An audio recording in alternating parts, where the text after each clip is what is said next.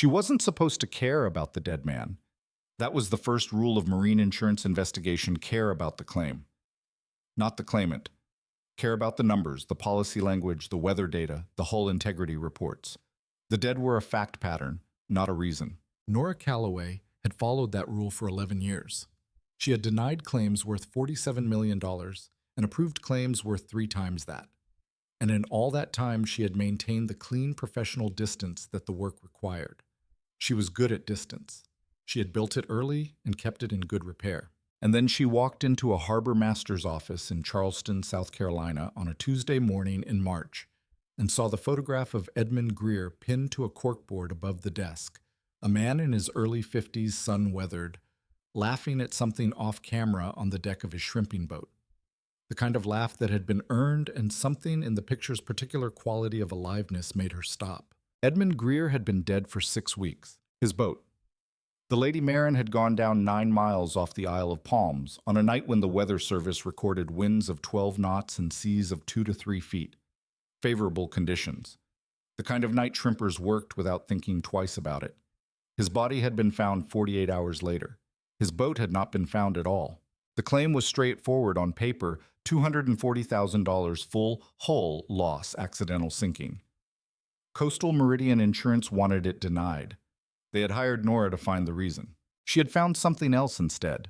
This is the story of what she found, and of the federal attorney who was already looking and who had every reason not to trust her when she showed up, and who turned out to be the most honest person in a case full of people who had decided honesty was a luxury they couldn't afford. Stay until the end.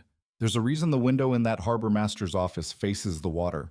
The harbor master's name was Winston Fay, and he had been in this office since 1998, which meant he had seen everything the Charleston waterfront could produce and had developed the specific patience of a man who understood that the sea gave information on its own schedule and not on yours. He looked at Nora the way he looked at everyone who came in with a briefcase and a claim number, carefully and without warmth, and with the reserved judgment of someone who would decide whether she was worth his time over the course of the next 10 minutes and not before. "Coastal Meridian sent you," he said. "It was not a question. I'm independent." Nora set her bag down and took out her notebook. Actual paper, which she had found over 11 years, produced better results in harbor masters' offices than any tablet or phone. People talked differently when they could see you writing by hand. "I work for them on this case, but I'm not their employee. I go where the evidence goes." "And where does the evidence go?" "That's what I'm here to find out." She looked at the photograph above his desk. You knew Edmund Greer. Something moved through Winston Fay's face. Not grief exactly, but the adjustment people made when a name landed that they had been carrying heavily. 23 years. He birthed the Lady Marin at this harbor since he bought her.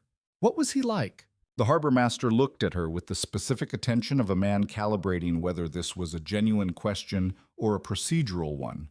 He apparently decided it was genuine. "Careful," he said.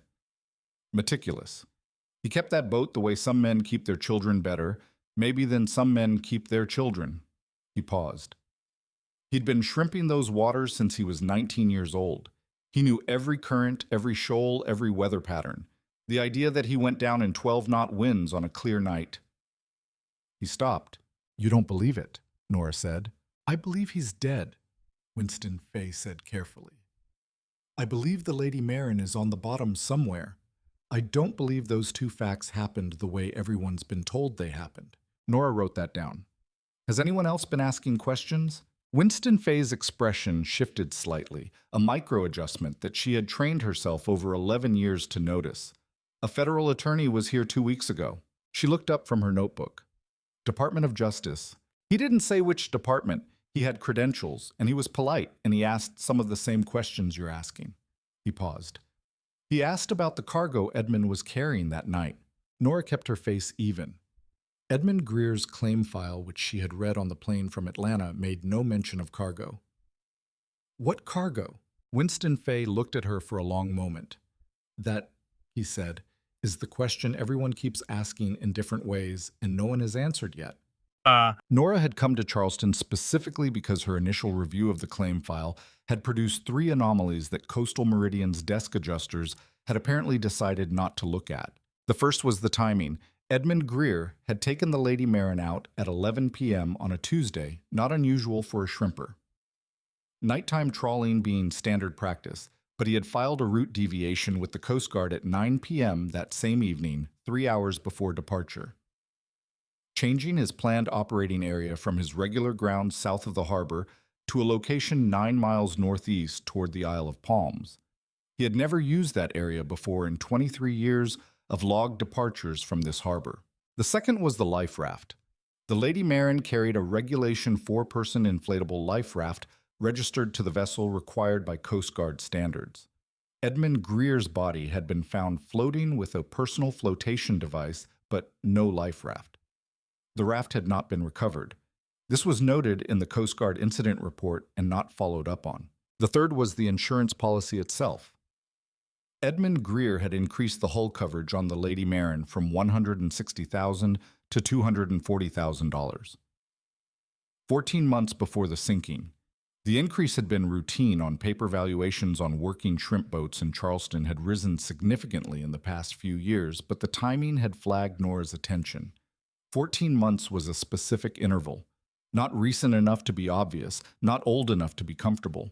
She had flagged all 3 anomalies in her preliminary report to Coastal Meridian. They had said, find grounds for denial and move quickly. She had said, I'll find what there is to find. They were not the same instruction, and both parties had understood that. She checked into a hotel on East Bay Street with a view of the waterfront and spent her first evening going through everything she had. The claim file, the Coast Guard incident report, the weather data, the harbor master's logs for the 18 months before the sinking. She ate room service and drank too much coffee and went to bed at 1 a.m. with the particular alertness of someone whose mind had identified a shape in the data and wasn't finished with it yet. In the morning, she drove to the Isle of Palms. The Isle of Palms was 20 minutes from downtown Charleston across the connector, a barrier island with a long beach and a marina, and the particular quality of a place that was simultaneously working in residential shrimpers and charter boats alongside weekend sailboats, and the expensive watercraft of people who had moved here for the views. The marina manager, a woman named Keely Storms, who was 40 and had the direct manner of someone who had stopped having patience for anything that wasted her time, met Nora at the dock office. Coastal Meridian, Keely said, reading the card Nora had handed her. Investigating on their behalf. I'm independent. What's the difference? I follow the evidence. They pay the bill. Nora looked out at the dock. Was Edmund Greer ever here? Keely leaned against the doorframe. He came in twice that I know of in the 4 months before he died, which was unusual. We're not his kind of marina. We're not a shrimping harbor. This is pleasure craft. What was he doing here? The first time he said he was meeting someone. He waited at the dock for about 40 minutes and then left.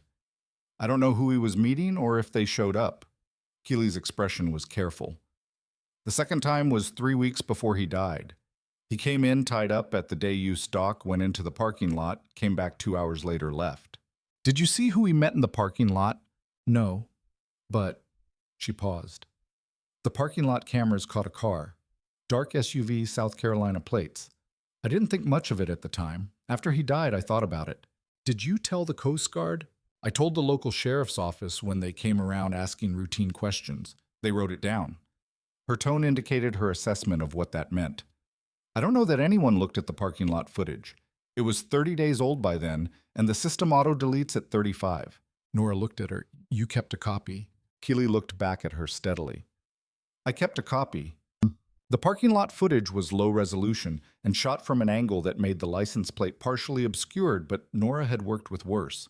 She got a copy on a flash drive and drove back to Charleston and called her contact at the National Insurance Crime Bureau, who could run a partial plate and a vehicle description and often produce results that were technically informal and professionally useful.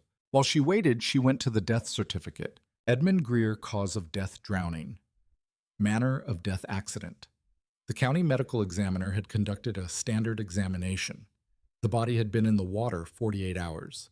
There was a contusion on the left temporal area of the skull noted in the report attributed to impact with the vessel or debris during the sinking. Nora read that sentence twice. The contusion was on the left temporal area. Edmund Greer was right-handed. His harbor records indicated he operated the Lady Marin's controls primarily from the starboard side, where the primary helm position was. If he had been thrown by a sudden sinking event, The physics of his likely position on the boat would make a right-side impact more probable than a left. This was not evidence of anything. It was a question. She wrote it down. Her phone rang, not her NICB contact, a number she didn't recognize with a 202 area code. She answered, "Miss Calloway." The voice was measured and unhurried. The voice of someone who had spent years in rooms where being measured and unhurried was the cost of being heard. "My name is Reed Ashworth. I'm with the Department of Justice Maritime Division. I understand you've been in Charleston for 24 hours asking questions about Edmund Greer." Nora looked at her notebook. "That was fast. Winston Fay called me after you left. He's careful about who's asking questions." A pause. "I'd like to meet with you. So you can tell me to stop asking, so we can figure out whether we're working toward the same thing or past each other." Another pause, brief, precise. "I've been investigating Edmund Greer's death for 6 weeks, Ms. Calloway. I don't want an insurance investigator accidentally moving evidence in a direction that makes a prosecution harder. And I don't want a federal investigation that's going nowhere using my work product without reciprocating." She kept her voice even. "When and where?" "There's a place on Broad Street, Callista's, 12:30. She arrived at 12:25 and got a table against the wall, where she could see both the door and the room, which was a habit she had developed in her 3rd year of this work and had never found a reason to stop. The restaurant was the kind of Charleston place that had been there long enough to stop trying to be anything other than itself, good food.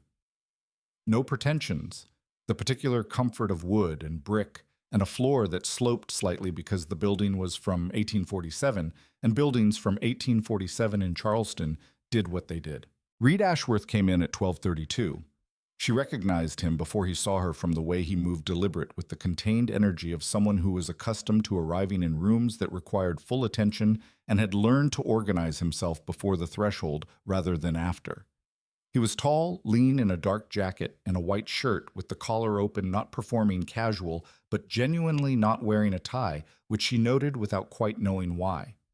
Dark hair, the kind of strong jaw that revealed tension when there was something difficult being worked through. He found her at the wall table and came over without looking at his phone. He sat down across from her. He looked at her the way she imagined she had looked at Winston Fay, carefully calibrating. "You found the contusion," he said without preamble. She looked at him. "Yes. Left temporal, his helm position makes that anomalous." "I know." She poured water into both glasses on the table without thinking about it, and he noticed which she noticed. "What does the ME say when you push on it?" "She stands by accident." He leaned back slightly. "She's not wrong that it could be consistent with impact during a sinking event. She's also not wrong that it's unusual. She's choosing the conservative interpretation because she doesn't have enough for anything else." "What do you have?" He looked at her steadily. "That's not how this works." "How does it work?" "You tell me what you have. I tell you whether it overlaps with anything I can share. We figure out if there's a reason to talk again." Nora considered him. He was direct without being aggressive about it, which was rarer than it should be. 3 anomalies in the claim file, she said. Route deviation filed 3 hours before departure to waters he'd never worked in 23 years. Life raft unaccounted for. Hull coverage increase 14 months prior. She paused. And footage of a dark SUV at Isle of Palms Marina partial plate approximately 3 weeks before his death. He went there twice, not his kind of marina. Reed Ashworth was very still. The Isle of Palms footage. Partial plate, I have it. My NICB contact is running it. He looked at the table for a moment in the way she was beginning to recognize as his version of processing difficult information, not hesitating, just organizing. The route deviation. You've read the full deviation filing, not just the incident summary. Yes. The coordinates in the deviation are specific, precise to the decimal point, which is unusual for a route deviation. Most are approximate. She looked at him. Edmund Greer was going to a specific location, not a general area. He met her eyes. I know what those coordinates correspond to. She waited. I'm not able to tell you yet, he said. I want to, but I need to verify something first, and if I tell you before I verify it and I'm wrong, it moves you in the wrong direction. Fair. She looked at her water glass. How did he die, Reed? He was quiet for a moment. He had not reacted to his first name, which told her something. I think someone made it look like an accident, he said. I think Edmund Greer went to those coordinates deliberately, and someone was there who did not want him coming back. He paused. I think the Lady Marin is on the bottom not because she sank, but because someone put her there. Nora sat with that. Outside the restaurant, Charleston was going about its Tuesday tourists on the sidewalks, a horse-drawn carriage clattering past the particular layered quality of a city that had 300 years of accumulated history and was accustomed to carrying it without being flattened by it. He had a daughter, she said. Reed looked at her. He said nothing. Clara Greer, 29, she's the beneficiary on the policy. Nora looked at her notebook. She called my office 4 days after I was assigned the case. She said her father didn't sink that boat. She said he had found something and someone killed him for it. What did you say? I said I was investigating and I'd be in touch. And I got on a plane to Charleston. She closed her notebook. Because she was right that something was wrong. I could see it in the claim file before I ever talked to her. She looked at him. I'm not here to deny her father's claim. I'm here to find out what happened. If those two things end up in the same place, we're not working past each other. Reed looked at her for a long moment. Outside the horse carriage, sound faded.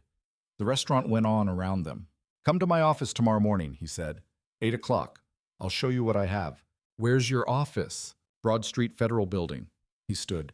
The NICB results on the plate. When you get them, call me before you do anything with them.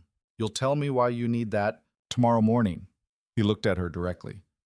Ms. Calloway. Edmund Greer was not a complicated man. He was a shrimper who found something he shouldn't have found, and he made a decision about what to do with it that cost him his life. I've been trying for 6 weeks to build the case that gets the right people held accountable for that. I can't do it if pieces of evidence get moved before I can anchor them. A pause. I'm asking for 24 hours. You've got 24 hours, she said. He left. She stayed at the table and ate the lunch that had arrived during their conversation and thought about Edmund Greer on his boat in 12-knot winds, going to a precise set of coordinates he had never visited before and what had been waiting for him there. Clara Greer lived in a small house on James Island, 20 minutes from downtown.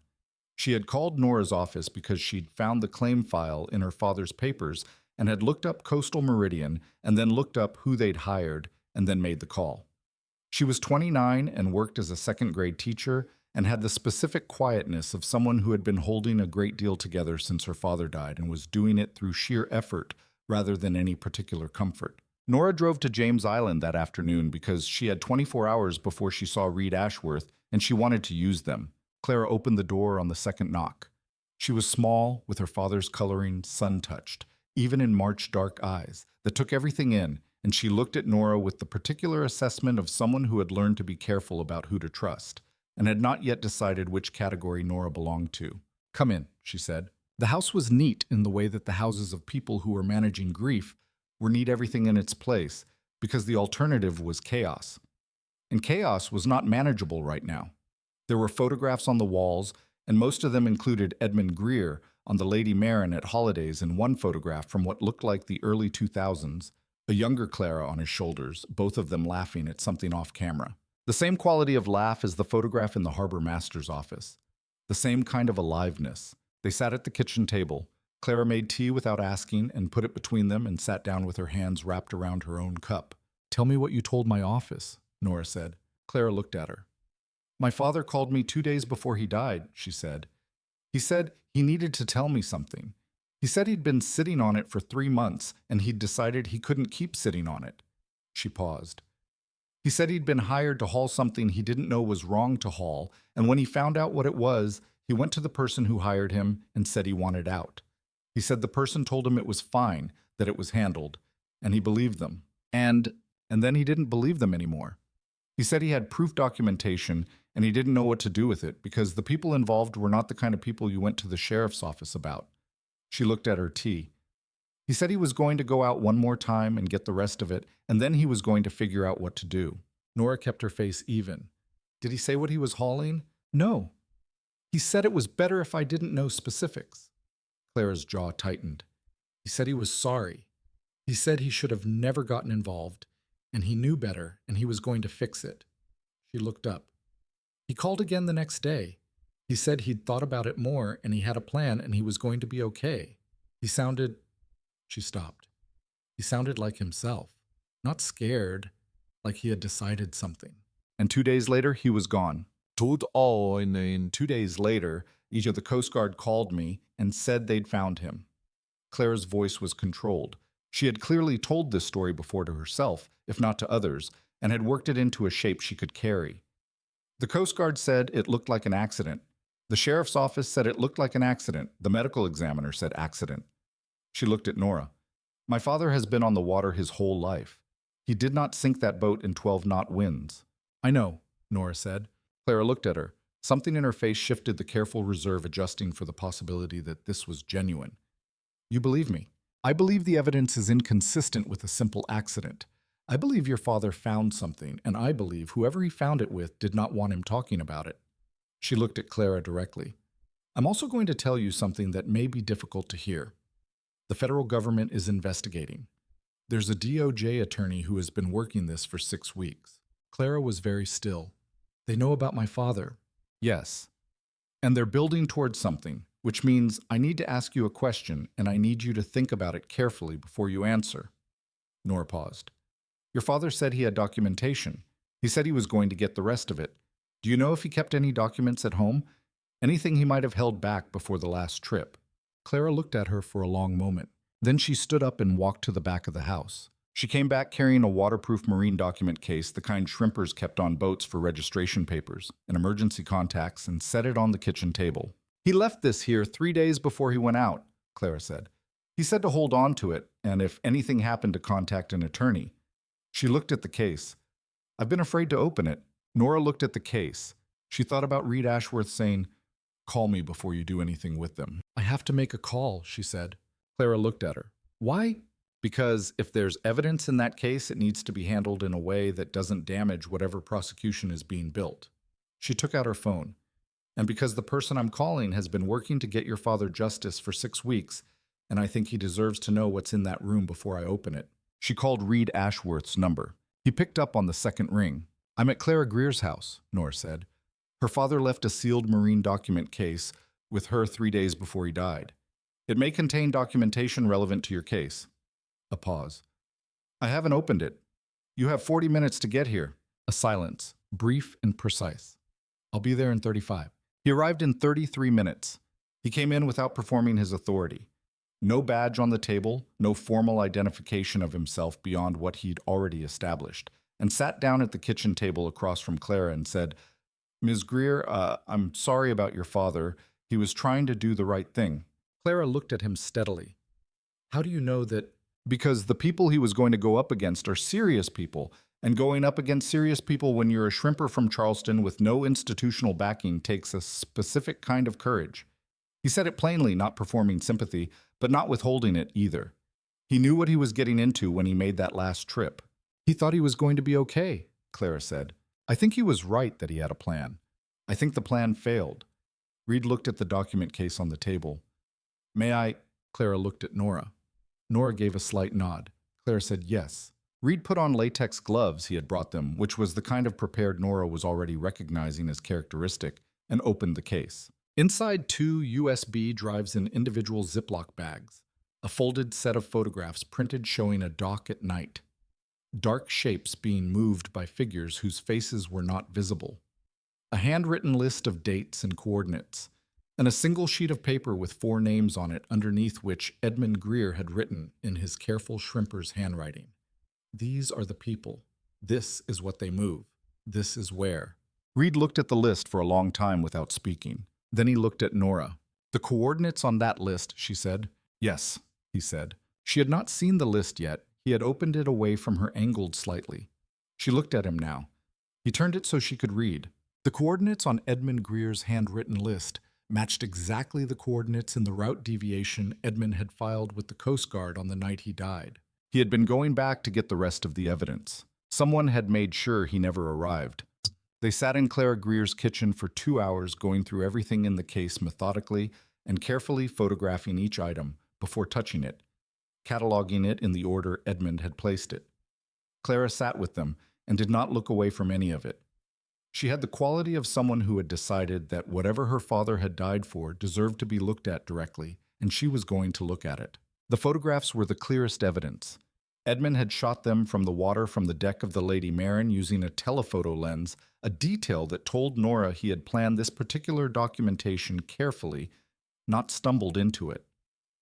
The dock in the photographs was identifiable, a private commercial dock on a tidal creek off the Wando River 20 miles north of Charleston, the kind of dock that could be reached by water or by an unmarked county road, and that most people would have no reason to know existed. The dark shapes being moved were containers, not shipping containers, smaller the size of large coolers or equipment cases. The men moving them were dressed in dark clothes. One photograph caught a boat's bow number in partial frame, a numbers and letters sequence that was just legible enough to be a lead. The handwritten list of dates and coordinates told a story of its own. Edmund had been tracking this operation for 3 months, going back to the coordinates, repeatedly documenting what he saw. The entries were methodical, logged in the same format as his shrimping records, date, time, weather observations. He had treated it the same way he treated everything on the water, careful, precise, with the attention of a man who understood that the sea rewarded accuracy. The 4 names on the final sheet were not names Nora recognized. Reed recognized 2 of them. She could see it in the way his expression went still when he read them, the surgeon's quality of receiving difficult information without allowing it to distort your assessment. "You know those names," she said. "I know 2 of them." He looked at the list. "One of them has been a person of interest in a separate investigation for 18 months. I didn't know he had Charleston connections." "What kind of separate investigation?" He looked at her. "I can share more tomorrow at the office with the right documentation in place." He said it carefully, and she understood that it was not evasion. It was the genuine constraint of a federal attorney managing parallel cases, making sure evidence was protected and processes were followed. The kind of careful that could seem like withholding, but was actually the opposite of it. "I want to share it. I want you to know what you've walked into. I need to do it in the right sequence." "Tomorrow at 8, she said. "Tomorrow at 8. He looked at Clara. "Ms. Greer, this evidence is going to need to go into federal custody. I want to take it tonight with your permission, and I want to give you a full receipt for every item in this case." He paused. "I know that's asking you to trust me with the only tangible thing your father left you." Clara looked at the document case for a long moment. "He left it so someone would know," she said. "That was why he left it. Not to keep it, to give it to the right person." "Yes. Are you the right person?" Reed said, "I'm going to do everything I can to make sure the people who killed your father are charged and tried and held accountable. That's the most honest answer I can give you." Clara looked at Nora. "Is he—" Nora looked at Reed Ashworth, who had driven across Charleston in 33 minutes and had brought latex gloves and had sat across from a grieving daughter and told her the truth about her father without flinching, and had not once suggested that the clean bureaucratic path was more important than what was right. "Yes," she said. "He is." Clara said, "Take it." Nora drove back to her hotel on East Bay Street in the dark. The Charleston waterfront lit and moving container ships passing in the harbor, with their slow industrial indifference, the city reflecting on the water in the way that water cities did, broken and still and continuous all at once. She called her NICB contact. "The partial plate came back," he said. "Dark blue Ford Expedition registered to a shell company in Myrtle Beach. The company traces to a holding entity in Delaware. Name of the holding entity: Meridian Sound LLC. Nora pulled the car over. She sat on the side of the road for a moment with the engine running and the Charleston night around her. Coastal Meridian Insurance. Meridian Sound LLC. She reached into her bag and took out the policy documents for the Edmund Greer claim. At the bottom of the hull, coverage rider and the standard legalese of the endorsement page. Underwritten in participation with Meridian Sound Reinsurance Partners. She had read that sentence 3 days ago on the plane and had not flagged it because reinsurance partnerships were standard industry practice, and the name had not meant anything. The name meant something now. She called Reed Ashworth. He picked up on the second ring. Calloway. The SUV from Isle of Palms Marina, registered to Meridian Sound LLC, a shell in Delaware. She paused. Meridian Sound is also listed as a reinsurance partner in Edmund Greer's hull coverage policy. The policy Coastal Meridian hired me to investigate. She kept her voice level. I may have a conflict of interest in this case that I didn't know I had when I took it. Silence. Not long, he processed quickly. Are you telling me Coastal Meridian knew about this? I'm telling you I don't know yet. I'm telling you the connection is there, and I need you to know it before I know what it means. She looked out the window at the harbor. I also need you to know something about me. I took this case to find the truth, not to produce a denial.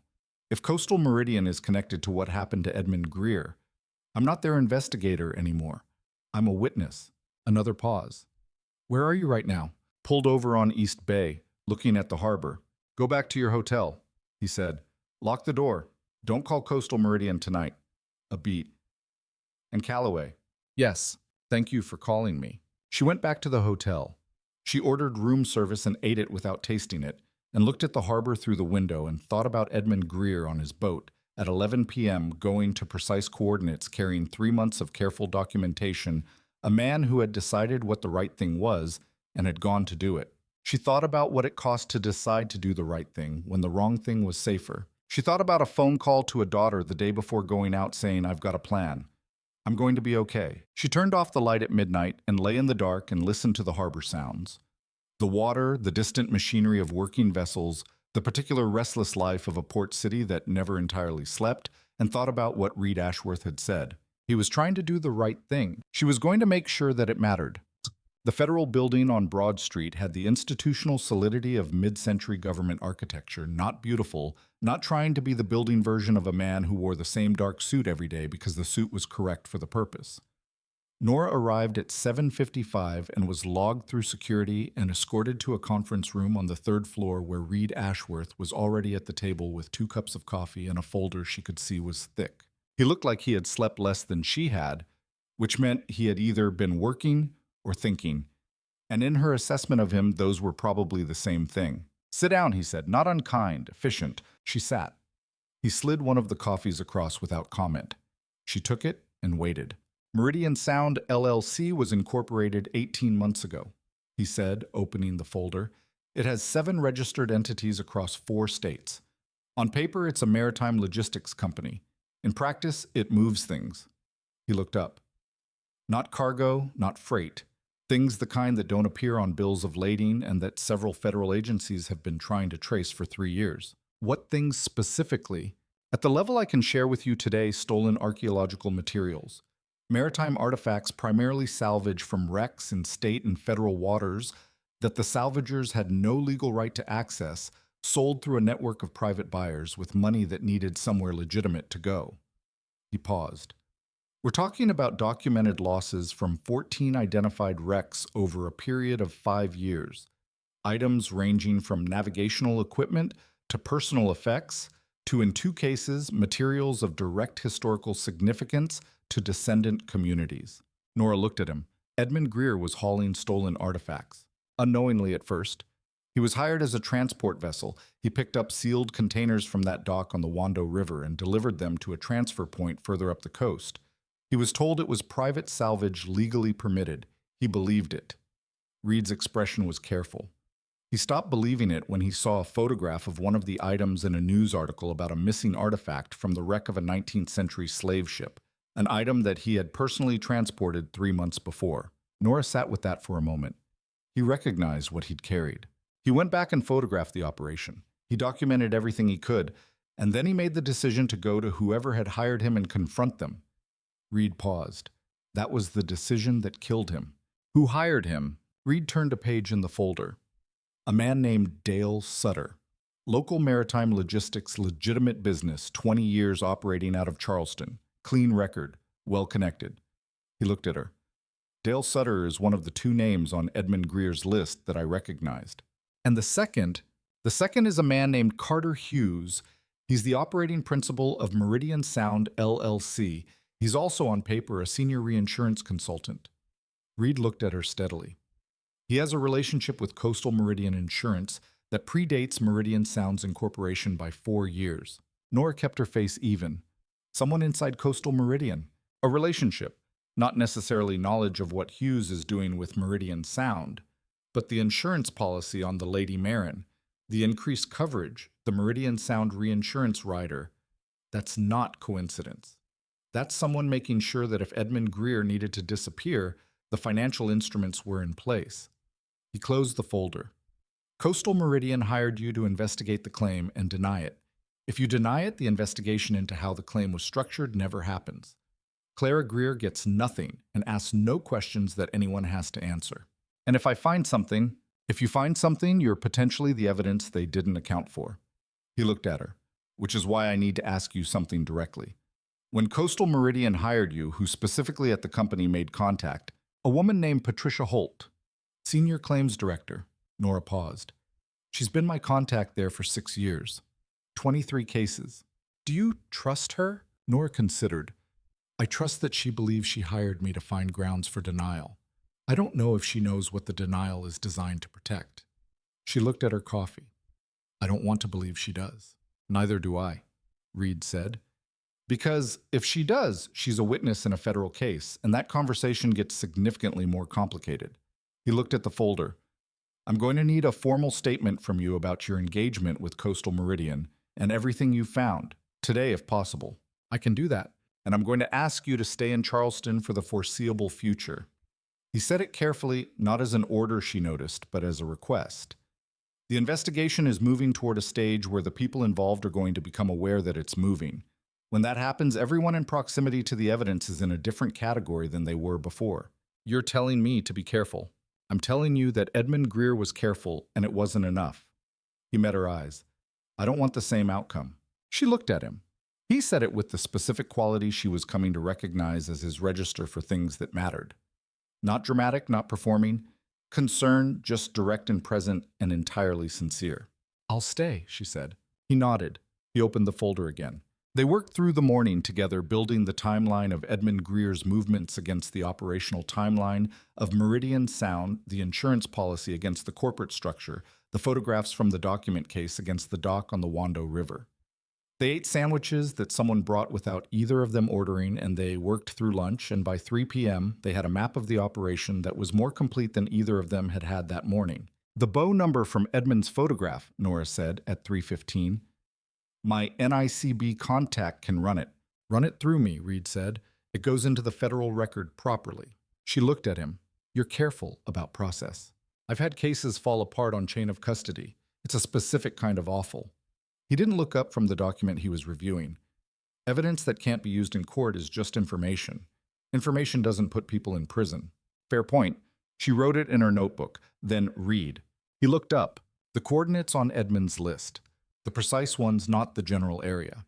I know they correspond to something specific. You said you'd tell me today. He looked at her for a moment. Then he turned to the map they had assembled on the conference table and pointed to a spot 9 miles off the Isle of Palms. There's a wreck at those coordinates, he said. A 19th century vessel unidentified in the official registry. Unofficially, he paused. The historical record, if you follow it back through the archival sources we've spent the past 4 months tracing, suggests it's the wreck of a transport vessel that went down in 1842. A vessel that was carrying people. Nora was quiet. The Meridian Sound operation has been pulling materials from that wreck for 2 years, Reed said. Personal effects. Items that were with the people on board when the ship went down, selling them to private collectors through a network that cleans the provenance and makes them look like legitimate salvage from unrelated sites.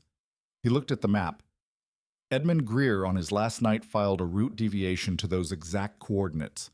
He was going back to document what was being taken. The room was very quiet. He was trying to stop it, Nora said.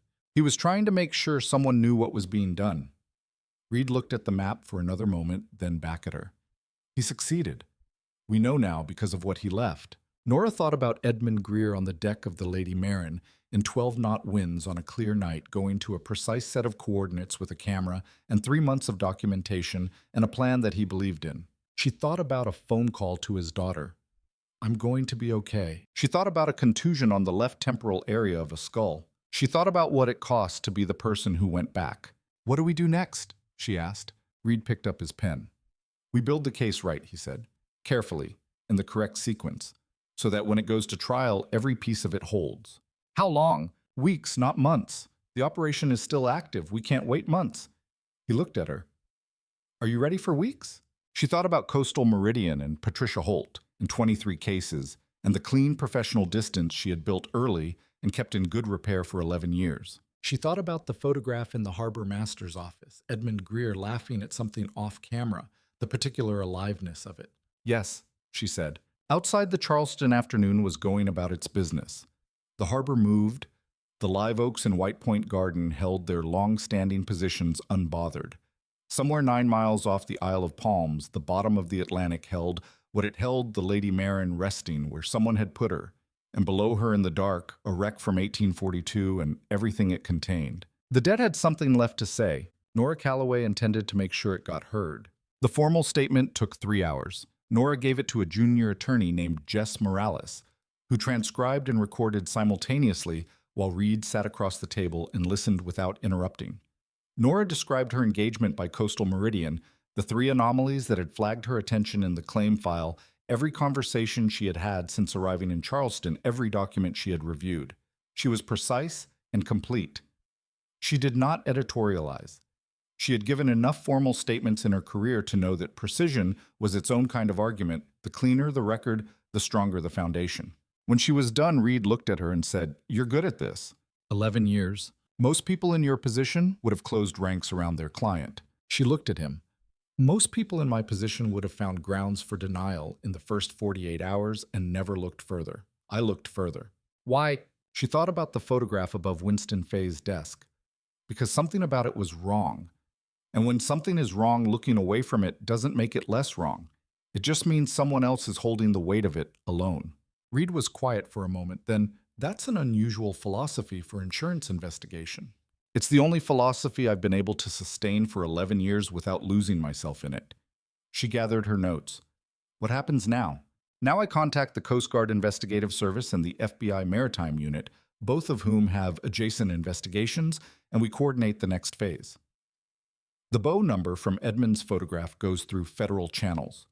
We identify the vessel, trace it to its registered owner, and we start building the link between Meridian Sound's operational infrastructure and the wreck site. He paused. "There's also a conversation I need to have with the U.S. Attorney's Office about the scope of the prosecution. And Coastal Meridian. We hold on Coastal Meridian until we know what Patricia Holt knew. If she's clean, we protect her. If she's not," he left it there. "I need another 48 hours before we can assess. In the meantime, I can't work for them. In the meantime, you are a federal material witness. That supersedes your client relationship." He looked at her steadily. "I know that's a significant professional situation." "It is." She stood. "I've been independent for 7 years. I can sustain the disruption." She paused. "What I can't sustain is knowing the right thing and doing something else." He looked at her for a moment with the particular quality of attention that she had noticed in the conference room, not assessment, not performance, but the genuine focused presence of someone who was listening to what you were saying and taking it at full value. "No," he said. "I don't think you can." She left the federal building at 4:30 and walked east on Broad Street toward the waterfront, the late afternoon light doing what Charleston light did in March, low and golden, and carrying the particular warmth of a coastal city that was technically in winter but had forgotten to act like it. The azaleas were already going pink and white and coral in the gardens behind the historic houses, and the live oaks were in their year-round green, and the harbor in the distance was doing its perpetual thing of being the reason the city was here at all. She walked to the waterfront and stood at the railing above the harbor for a while. She thought about Edmund Greer on this same waterfront, probably on any given Tuesday for 23 years, coming and going from this harbor, knowing these waters the way she knew the layout of a claim file, the details acquired not by study but by accumulated presence. She thought about a man who had discovered that something he'd been part of was wrong and had decided to do something about it. Not dramatically, not with announcement, but with the same careful, methodical attention he brought to everything. Documentation, evidence, precision. He had done it right. He had done it exactly right. And it had killed him. She stayed at the railing until the light changed, and then she went back to the hotel and changed clothes out of the professional meeting clothes into dark jeans and a simple navy pullover, the clothes she wore when she needed to think without performing, and went out again. She walked. Charleston was a city for walking. If you knew how to do it, not the tourist circuit of the Battery and the Rainbow Row photographs, but the interiors of the neighborhoods, the residential streets where the houses were lived in, and the gardens were real, and the city showed its actual texture. She walked for an hour without a destination and found herself eventually on a quiet block in Charleston Village, in front of a church with an old cemetery running alongside it. The headstones in the irregular arrangement of a place that had been burying people for a very long time. She stopped and looked at the cemetery. The March evening was cooling. The live oaks overhead were beginning to move in the first wind off the water. She thought about the wreck from 1842, 9 miles offshore in dark water holding what it held. She thought about the people who had been on that vessel. She thought about Meridian Sound pulling items from that wreck and selling them to collectors who would display them in climate-controlled rooms and never know or choose not to know exactly what they were displaying. She thought about Edmund Greer, who had transported those items without knowing what they were and who had recognized one of them in a newspaper article and had understood what he had been made part of, and who had made a different decision than a lot of people in his position would have made. He could have kept the money and kept quiet. Nobody would have known. He couldn't, apparently. That was what it meant to be the kind of person who couldn't. Her phone rang. "Reed, are you near the hotel?" he said. "No, walking." A brief pause. "I need to tell you something, and I wanted to tell you in person, but I can't wait for in person." He said it quickly, which was the first time she had heard him not be measured. The bow number from Edmund's photograph. Jess ran it through the federal system an hour ago. "And the vessel is registered to a company called Hartwell Marine Services, LLC. Hartwell Marine is a subsidiary of—" He stopped for a half second. "Of Coastal Meridian Insurance's parent holding group." Nora stood very still on the sidewalk. "They weren't just the insurer," she said. "They were the operator. Or they're connected to the operator at the corporate level. Hartwell Marine is 3 entities removed from Coastal Meridian's parent, but the chain is there and it's documented." His voice was steady now, the measure back. "Patricia Holt hired you to investigate a claim that her own company's affiliate structure may have been involved in generating. Either she didn't know," Nora said slowly, "or she was very confident I wouldn't find it." Yes, she thought about Patricia Holt, who had been her contact for 6 years, who had called her in a particular voice of professional concern about a straightforward hull loss claim, and had asked her to move quickly. Move quickly. She had not thought anything of that phrase at the time. She thought about it now. "Reed," she said, "the claim. If it gets denied, if I deny it, what happens to the investigation? The claim file closes. Claire Greer doesn't have grounds to push back on a denial without resources she doesn't have. The Meridian Sound connection to the policy never gets scrutinized because there's no active claim dispute." He paused. "The investigation I'm running is parallel to the insurance claim, not dependent on it. But the claim denial would have the effect of closing off one avenue of scrutiny at a politically useful moment for the people we're looking at. Timing. The grant applications for the marine salvage licensing are being reviewed by the state next month. If there's a federal investigation in progress, the license gets held. If the insurance claim quietly closes with the denial and the death is officially an accident, the license goes through," Nora said, "and the operation continues." "That's my read." She looked at the cemetery beside her. The evening was coming in properly now, the temperature dropping toward the particular mild coolness of a Charleston March night, the live oaks going from green to dark. "I need to call Patricia Holt," she said. "Not yet." "I know that." She paused. "I'm telling you I want to. And I'm telling you I won't until you tell me it's the right time." She looked at the headstones in the low light. "She hired me because she believed I would do exactly what she needed, and I've spent 6 years earning that belief. Whatever she knew or didn't know, she made a mistake about me." "What mistake?" "She forgot that I follow the evidence," Nora said, "not the client. A silence on the line that had a different quality than the functional silences of the past 2 days. Not processing, not organizing, but something she didn't quite have a word for yet. "Go back to the hotel," Reed said. "Lock the door. I'm going to be working all night. Call me if anything feels wrong." "What would feel wrong?" "If anyone contacts you tonight from a number you don't know.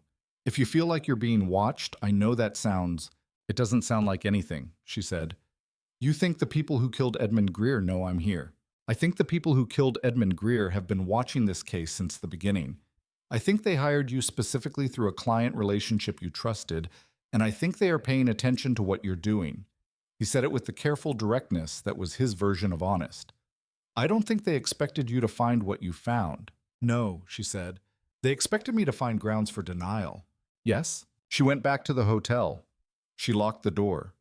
She sat at the desk with her notes and the harbor outside the window and thought about the particular quality of being trusted by someone in order to be used and the moment when you understood that and what you did with it. She didn't sleep much. In the morning, Reed called at 7:15 and said, "Can you get to the marina at Isle of Palms by 9? I want to show you something." She drove out in the early light, the low country around Charleston making its specific morning version of itself, the marsh grass. Gold in the first sun, the tidal creeks catching the light, the Spanish moss on the live oaks doing its slow perpetual movement in the sea wind. She had grown up in Virginia, which was coastal but different, more mid-Atlantic, more formal. And the low country had a quality that was its own thing, the land so flat and the water so present that the distinction between them seemed provisional, more agreement than geology. Reed was at the marina dock when she arrived. He was in dark jeans and a weathered jacket that was not the federal attorney jacket, a working jacket, canvas, the kind worn by someone who spent time on or near water. He had a coffee in each hand again. She was beginning to understand that the two coffees were his version of an opening statement. It said, "I thought about you before you arrived. Here is evidence of that." She took the coffee. They walked to the end of the dock. "Look south-southeast," he said. She did. The morning water was calm, the Isle of Palms inlet, opening toward the Atlantic, a couple of charter boats already heading out their wake lines, straight and white in the still water. 9 miles, he said, give or take. She understood. She was looking in the direction of the coordinates, the direction of the wreck. "The Coast Guard Marine Unit is doing a survey dive today," Reed said. "Permitted official, they've been working the site identification for 2 months. What they find is going to be part of the federal record." He paused. "I wanted you to see where it is from the surface, because you've been working this from documents, and documents are important, but—" "The distance is real when you can see it," she said. "Yes." She looked at the water. 9 miles off that horizon in dark water, a ship from 1842. And somewhere on the bottom nearby, if the federal divers were right about the secondary debris field, the Lady Marin Edmund Greer's boat sent to the bottom by the people who had used her. "Tell me what happened to him," she said. "What do you think actually happened?" Reed was quiet for a moment. He was looking at the water, too. He filed the route deviation and went out at 11 p.m. He had his documentation with him. Not all of it. He'd left the document case with Clara, but some of it. Photographs, maybe. Something he intended to leave at the site as evidence or retrieve from it. He paused. Someone was already at the coordinates. They had anticipated that he would come back. The confrontation he'd had with Dale Sutter had told Sutter that Edmund wasn't going to let it go. He looked at the water. The contusion suggests he was struck before he went into the water, not during a sinking before. They put the boat down afterward to make it look like a sinking. How did they sink it? Working theory is a through-hull fitting. Pull the right fitting and a wooden-hulled boat fills and goes down in 30 to 40 minutes. You'd need to know what you were doing. He paused. Dale Sutter has a marine engineering background. Nora looked at the water. Edmund was in those waters for 30 years. He would have fought. I think he did. Reed's jaw was set. I think it wasn't as clean as they wanted it to look.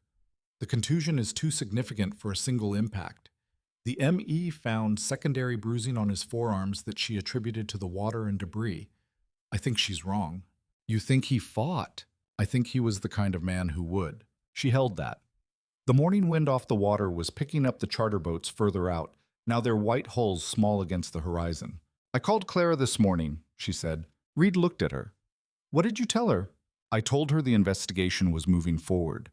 I told her that her father had done everything right, and the evidence he left is going to matter. She paused. I told her to stay at the James Island house for the next 2 weeks and not talk to anyone from Coastal Meridian if they called.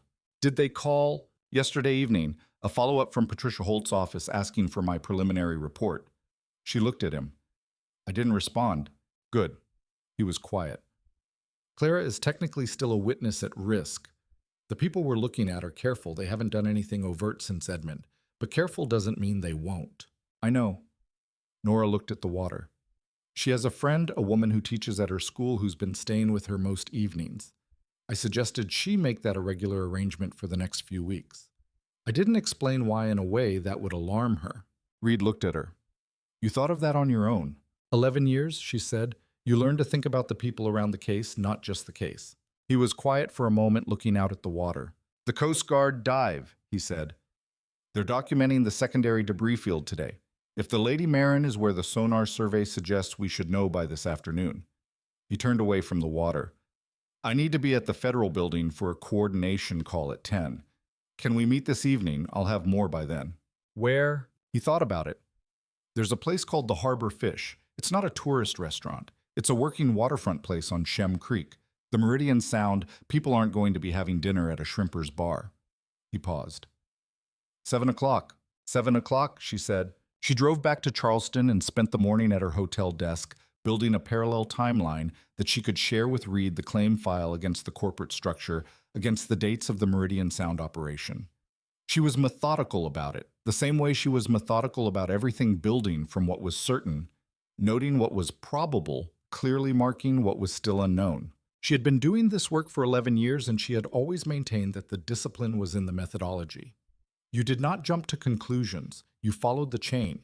You marked what you knew and what you suspected, and you kept those categories cleanly separate until the evidence collapsed them. The evidence was collapsing several things today. At 11:30, her phone rang. An unrecognized number, as Reed had warned. She let it ring twice, then answered. Ms. Calloway, a man's voice. Smooth, careful, the voice of someone who had practiced being reassuring. My name is Carter Hughes. I understand you've been in Charleston this week looking into an insurance matter. Nora's hand tightened on the phone. She kept her voice even. I'm conducting a claims investigation for Coastal Meridian. Is there something I can help you with, Mr. Hughes? I wanted to reach out directly, Hughes said. I have some familiarity with the Greer matter, and I thought it might be useful for you and I to speak. Useful how? There are some contextual factors that might inform your assessment. I have some background on Edmund Greer's operations that I think would be relevant. A pause. I'd prefer to do this in person. I'm in Charleston today. Could you spare an hour? Nora looked at the harbor through her window. She thought about Reed saying, call me before you do anything. I appreciate the outreach, she said carefully. I'm in back-to-back meetings through the afternoon. Let me check my schedule and get back to you. Of course. The voice was still smooth, still careful, but she could hear the calculation in it, the slight assessment of whether she was accessible or resistant, whether she could be managed. I'll look forward to hearing from you. He gave her a number and hung up. She called Reed. He picked up on the first ring. She told him about the call. A silence. Then, he knows you're here. He knows you're not following the expected path. Another pause. Do not call him back. Do not meet with him. If he contacts you again, record it if you're able to and send me the recording. How did he get my cell number? From Coastal Meridian, Patricia Holt's office. His voice was controlled, but she could hear the adjustment, the recalibration of something. Which answers the question of what Patricia Holt knew. Nobody gives a material witness's phone number to a federal target without knowing what they're doing. The silence between them was specific. She knew, Nora said. She knew enough. A pause. Are you safe where you are? She looked at the hotel room door. Standard lock chain, the usual. I'm in a hotel on East Bay with a good view of the water and nothing in the room worth having. I'm going to send someone to the hotel. A federal agent, plainclothes. Don't be alarmed. Reed. I know. I'm not alarmed, she said. I'm angry. A pause. So am I. He said it quietly, which somehow carried more weight than if he had said it loudly. Stay in the hotel. I'll be there by 3. We're not waiting until this evening anymore. He arrived at 2:58. He was still in the canvas jacket from the morning. He had a hard-sided briefcase she hadn't seen before, and the particular set of his jaw that told her the morning had produced something significant in addition to Carter Hughes's phone call. He sat down at the desk and opened the briefcase. She sat on the edge of the bed, the only other place to sit in the hotel room, and waited. The Coast Guard dive confirmed the Lady Marin, he said. She's in 112 feet of water, approximately 200 meters from the historical wreck site. He put a photograph on the desk, an underwater image murky but legible, the distinctive hull shape of a working shrimp trawler. She went down intact. No catastrophic hull failure. The through hull fitting on the starboard aft quarter is missing, not damaged, not corroded through missing. Someone pulled it. He paused. They also found Edmund Greer's camera in the wheelhouse. It was sealed in a waterproof case. The case survived. Nora looked at him. The photographs. The dive team recovered the camera. The forensic imaging unit is working on the card now. We should have preliminary images by this evening. He looked at her. Edmund went out there to document. He documented. He just didn't get to bring it back. She thought about Edmund Greer on the deck of the Lady Marin taking photographs of a dock operation at night with a telephoto lens documenting coordinates and dates in the same format he used for his shrimping records. being as careful as he knew how to be. Carter Hughes calling you this morning changes the calculation, Reed said. They're aware the investigation is active in a way they weren't before. The coordination call this morning. He stopped. We're moving the timeline up. The arrest warrants are being prepared for Dale Sutter and Hughes. We're looking at execution within 72 hours. What about the people inside Coastal Meridian? Patricia Holt will be interviewed today. There's a separate team handling that. He looked at her carefully. You need to not be in proximity to that conversation. Your status as a witness means, I understand. She looked at her hands. I have 23 cases with that company. 6 years. She paused. I need to know if she knew what she was doing when she gave Hughes my number. You'll know everything we know after the arrest. That's the best I can offer. I know. She looked at the harbor. What do you need from me in the next 72 hours? What? Stay close. Don't contact anyone from Coastal Meridian. If Hughes calls again, don't answer. And he paused. I need your original claim file documents. Everything you received from Coastal Meridian before you came here in the form you received it. Digital copies aren't enough. I need the originals or certified copies of the originals. I have them. She opened her bag and took out the folder she had brought from Atlanta, the original claim package in the form Patricia Holt's office had sent it physical copies she had printed before the flight. She handed it to him. He took it with the same latex-gloved care he had used with Edmund Greer's document case. Thank you. They sat in the hotel room with the harbor outside the window and the documents between them, and she thought about what it cost to hand someone the evidence that might be used against a person you had trusted for 6 years. And she found that it did not cost as much as she had expected, which was its own kind of information about what trust required to be worth keeping. The 72 hours that followed were the specific texture of a federal operation in its final approach, not dramatic, but dense. Reed moved between the federal building and the hotel and his own apartment, which was somewhere on the south side of Broad Street. She didn't ask exactly where, with the contained efficiency of a person who was managing multiple simultaneous threads and keeping them cleanly separated. Nora worked from the hotel. She rebuilt her timeline document 3 times as new information came in, each iteration cleaner and more complete than the last. She ate at restaurants within walking distance and took different routes each time, which was probably unnecessary but felt like a reasonable precaution given the situation she was in. She called Clara Greer every evening to check in, keeping the calls brief and warm and revealing nothing that Clara didn't need to know right now. The 3rd evening, Clara said, Are you getting closer? Yes, Nora said. How much longer? Not long. She paused. Your father did everything right, Clara. I want you to know that. Whatever happens next, he got it right. Clara was quiet for a moment. He always did. Reed came to the hotel on the 2nd evening with takeout from a Gullah Geechee restaurant in North Charleston that turned out to be the best food Nora had eaten in 2 weeks. They sat at the desk and ate, and he told her about the forensic images from Edmund's camera. 37 photographs, he said, shot over what looks like 3 separate visits to the Wando River dock site. The last set, the ones from that final night, include something we didn't have from the document case. He put a printed image on the desk. It showed the dock from the water at night, the telephoto lens pulling in the detail of figures on the dock, and one of the figures had turned toward the water and the camera had caught his face. Not a silhouette. A face. Dale Sutter, Reed said. In frame at the site on the night Edmund Greer died. Nora looked at the photograph. Sutter was in his late 50s, heavy through the shoulders, the face of a man who had spent a long career making sure he was the person other people had to answer to. That's the picture, she said.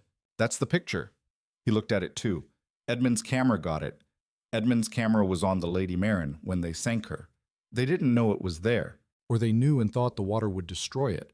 In a sealed waterproof case, a case he bought specifically to protect his documentation. Reed looked at the photograph one more time. He knew he was going into a dangerous situation, and he sealed the evidence. He planned for the possibility that he wouldn't be coming back with it. Nora sat with that. A man who planned for the possibility that he wouldn't be coming back, who made sure the evidence would survive without him. He still went, she said. Yes. Reed was quiet. I think he decided that the evidence mattered more than the risk, and he went anyway. She thought about Edmund Greer for a long time after Reed left that evening. She thought about what it meant to know something was dangerous and to do it anyway.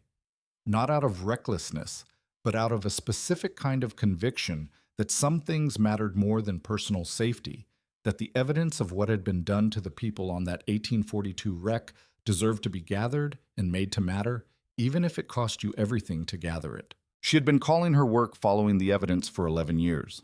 Edmund Greer had followed the evidence too, all the way to the end of it. She was going to make sure the end of it meant something. The arrests happened at 6 a.m. on a Thursday. Reed called her at 6:45. Sutter is in custody. Hughes is in custody. 3 others connected to the Meridian Sound operation. The dock site on the Wando River is being processed by the FBI forensics team right now. Patricia Holt, she was interviewed last night. She's cooperating. A pause. Her legal counsel negotiated a proffer agreement this morning. She claims she was told by Hughes that the Edmund Greer claim needed to be denied for legitimate actuarial reasons, that Greer had misrepresented the condition of the Lady Marin in the policy application. She says she didn't know about the Meridian Sound connection. Do you believe her? He was quiet for a moment. I believe she was told exactly enough to do what they needed her to do without knowing enough to become a liability. That's a specific kind of knowing. He paused. Legally, she may be clear. Professionally, she hired me to do work for people who murdered a man, and she didn't ask the questions she should have asked. Nora looked at the harbor. It was a gray morning, overcast, the water darker than it had been all week. I understand the legal distinction. I'm not sure I can work with her again. No, Reed said quietly. I don't think you can. She told him she needed an hour, and she would meet him at the federal building. She ended the call and sat in the hotel room with the gray morning outside and thought about the shape of what had just changed. 6 years of a professional relationship that had produced 23 cases and a certain kind of trust, and at the bottom of it had been something that neither of them had looked at clearly enough, and one of them had paid for that with more than a professional relationship. Edmund Greer had paid for it. She showered and dressed and went to the window before she left, looking at the harbor one more time. Somewhere out there, 9 miles off the Isle of Palms, the Lady Marin was on the bottom, and below the Lady Marin, the wreck from 1842. The Coast Guard Marine Unit was out there today, she knew, beginning the formal archaeological survey that would eventually document what Meridian Sound had taken and would attempt to trace and recover it. It would not recover everything. Things removed from that wreck and sold into the private market were largely gone. Some would be found. The federal investigation would produce subpoenas and asset forfeitures, and some things would come back, but not everything. Some losses were permanent. That was the weight of what had been done, not just to Edmund Greer, but to the people who had been on that ship in 1842, whose last material connections to the world were being extracted and sold, whose evidence that they had existed and mattered was being put on shelves in private collections with cleaned provenance and no honest accounting of where it came from. Nora had spent 11 years dealing in the evidence of loss insurance loss, the actuarial language of risk and claim and payout. She had been good at keeping the professional distance. Standing at the window looking at the harbor, she thought about how distance was not the same as clarity. She had thought they were the same for a long time. They were not. She went to the federal building to do the work. The federal building on Broad Street was a different place at 7 a.m., the morning after 6 arrests, than it had been the week before. Not louder, not visibly different. Federal buildings maintained their institutional composure regardless of what was happening inside them. But the energy had changed. Nora could feel it in the hallways and the way people moved with the particular compressed purpose of a long operation arriving at its first concrete result. Jess Morales stopped her in the corridor and said with the controlled enthusiasm of someone who had been working this case for months and was allowing herself exactly this much satisfaction. The forensic images from the camera are complete. 37 photographs, all admissible. The face shot, Nora said. 3 face shots, actually. Edmund moved the lens when Sutter turned toward the water. He got 3 separate frames. Jess paused. He was a careful man.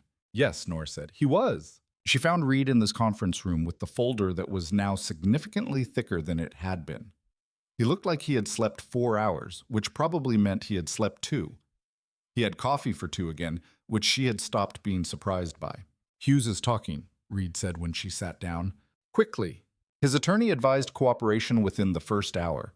Hughes has spent his career in an industry that runs on relationships, and he's apparently decided that the relationship with Sutter is not worth a federal conspiracy charge. He paused. He's confirmed the Meridian Sound corporate structure, the relationship with the dock operation, and the connection to the Wando River site. He's also confirmed that Edmund Greer was identified as a liability 3 weeks before his death, after Edmund confronted Sutter. Sutter made the decision, and Hughes knew about it. His jaw was tight. Hughes claims he didn't know Sutter intended to kill him. He says he thought Sutter was going to scare him off or pay him to keep quiet. Do you believe that? No. He said it flatly. But it's a distinction that his attorney is going to spend a great deal of effort establishing because it's the difference between conspiracy to commit murder and the lesser charges that make a cooperation deal possible. He looked at the folder. The U.S. attorney is meeting with his attorney this afternoon. Nora looked at the harbor through the conference room window. The overcast had cleared, and the morning was becoming the kind of Charleston day that made clear why people had decided to build a city here, the light particular and saturated the water moving in the harbor, with the easy authority of something that had been doing this for longer than the city. What about the wreck site? She said. The archaeological survey team is on site today with the Coast Guard. They'll take several weeks to complete the initial documentation. What Meridian Sound took from the site will be established as a list of specific removals. They have some operational records Hughes confirmed that tracked what was taken and when. For insurance purposes, Nora said, their own internal insurance. Yes. He looked at her with a slight grim appreciation. You caught that implication. It means there's a paper trail of exactly what they stole. She looked at the folder. That paper trail can be used to trace the items into the private market. Subpoenas to the buyers. That's the next phase of the investigation. It's going to take longer. The private collector market for this kind of material is deliberately obscure. But the list exists and we'll use it. He paused. The prosecutorial team is also working with the descendants communities that are affiliated with the 1842 wreck. There are people for whom those objects are not historical artifacts, they're connections to specific ancestors. The investigation is going to need to be accountable to those communities as well as to the federal charges. She looked at him. That's not usually how federal prosecutions work. No, he said. It's how this one is going to work. I've been in conversation with the Community Liaison Office for 3 months. He said it without announcement, as if it were simply the correct way to proceed. The wreck and what it contains is not just evidence. It's someone's history. The prosecution needs to reflect that. Nora sat with that. She thought about Eleanor Parrish, whose story she had read in ST-66's orbit of her own life, and the argument that the dead had something left to say. She thought about Reed Ashworth, who had been building a prosecution for 6 weeks and had spent 3 months making sure it would be accountable to the people most directly affected. She thought about what kind of person does that. The prosecution will take how long, she said. The primary charges, conspiracy obstruction, maritime violation, cultural property theft. The trial preparation alone is a year minimum. Depending on how the cooperation agreements shake out, some of the charges may be resolved by plea before trial. He paused. Sutter is not cooperating. He has a private defense team that's going to fight everything. He's the one who made the decision, Nora said. He has the most to lose. Yes. He's also the one who was at the dock in Edmund's photograph. Yes. He looked at the photograph that was now in the evidence file. We'll be building that case through the trial. Sutter at the scene on the night of the death. The missing through-hole fitting. The contusion on the left temporal area. He paused. The ME is reviewing her conclusions. I had a conversation with her yesterday afternoon. She's not changing the official cause of death, yet she needs the full evidence package, but she is no longer maintaining that her accident determination was unambiguous. So officially, Edmund Greer still drowned in an accident. For now. By the time this goes to trial, the cause of death will be correctly classified. His voice was steady and certain. I'm going to make sure of that. She believed him. The professional situation with Coastal Meridian resolved itself over the following week, in a way that was less confrontational than Nora had feared and more complete. Patricia Holt called on a Tuesday. It was a shorter call than 6 years of professional relationship probably warranted, and it was precise in a way that told Nora that Holt's attorney had drafted the key language. Holt expressed regret for the situation. She said she had not been aware of the full scope of Meridian Sound's activities or its relationship to the Edmund Greer matter. She said the company's cooperation with the federal investigation was complete and ongoing. Nora listened to all of it. Then she said, Patricia, I'm going to tell you something that I'm saying as a person who has worked with you for 6 years, not as a federal witness. You moved too quickly on this claim. You called me with a specific outcome in mind, denial, and you asked me to move fast.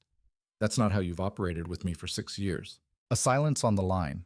I know, Holt said. The prepared language was gone. Just 2 words. Someone told you to move quickly. Someone made it clear that a quick resolution was in everyone's interest. A pause. I told myself I was acting within standard parameters. I told myself the claim was straightforward. It wasn't straightforward, Nora said. No?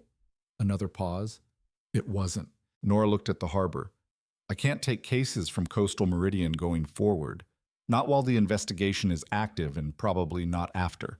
I want you to understand that before it comes from somewhere else.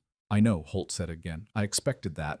They ended the call with the particular formality of 2 people who had liked working together and had run out of the conditions that made it possible.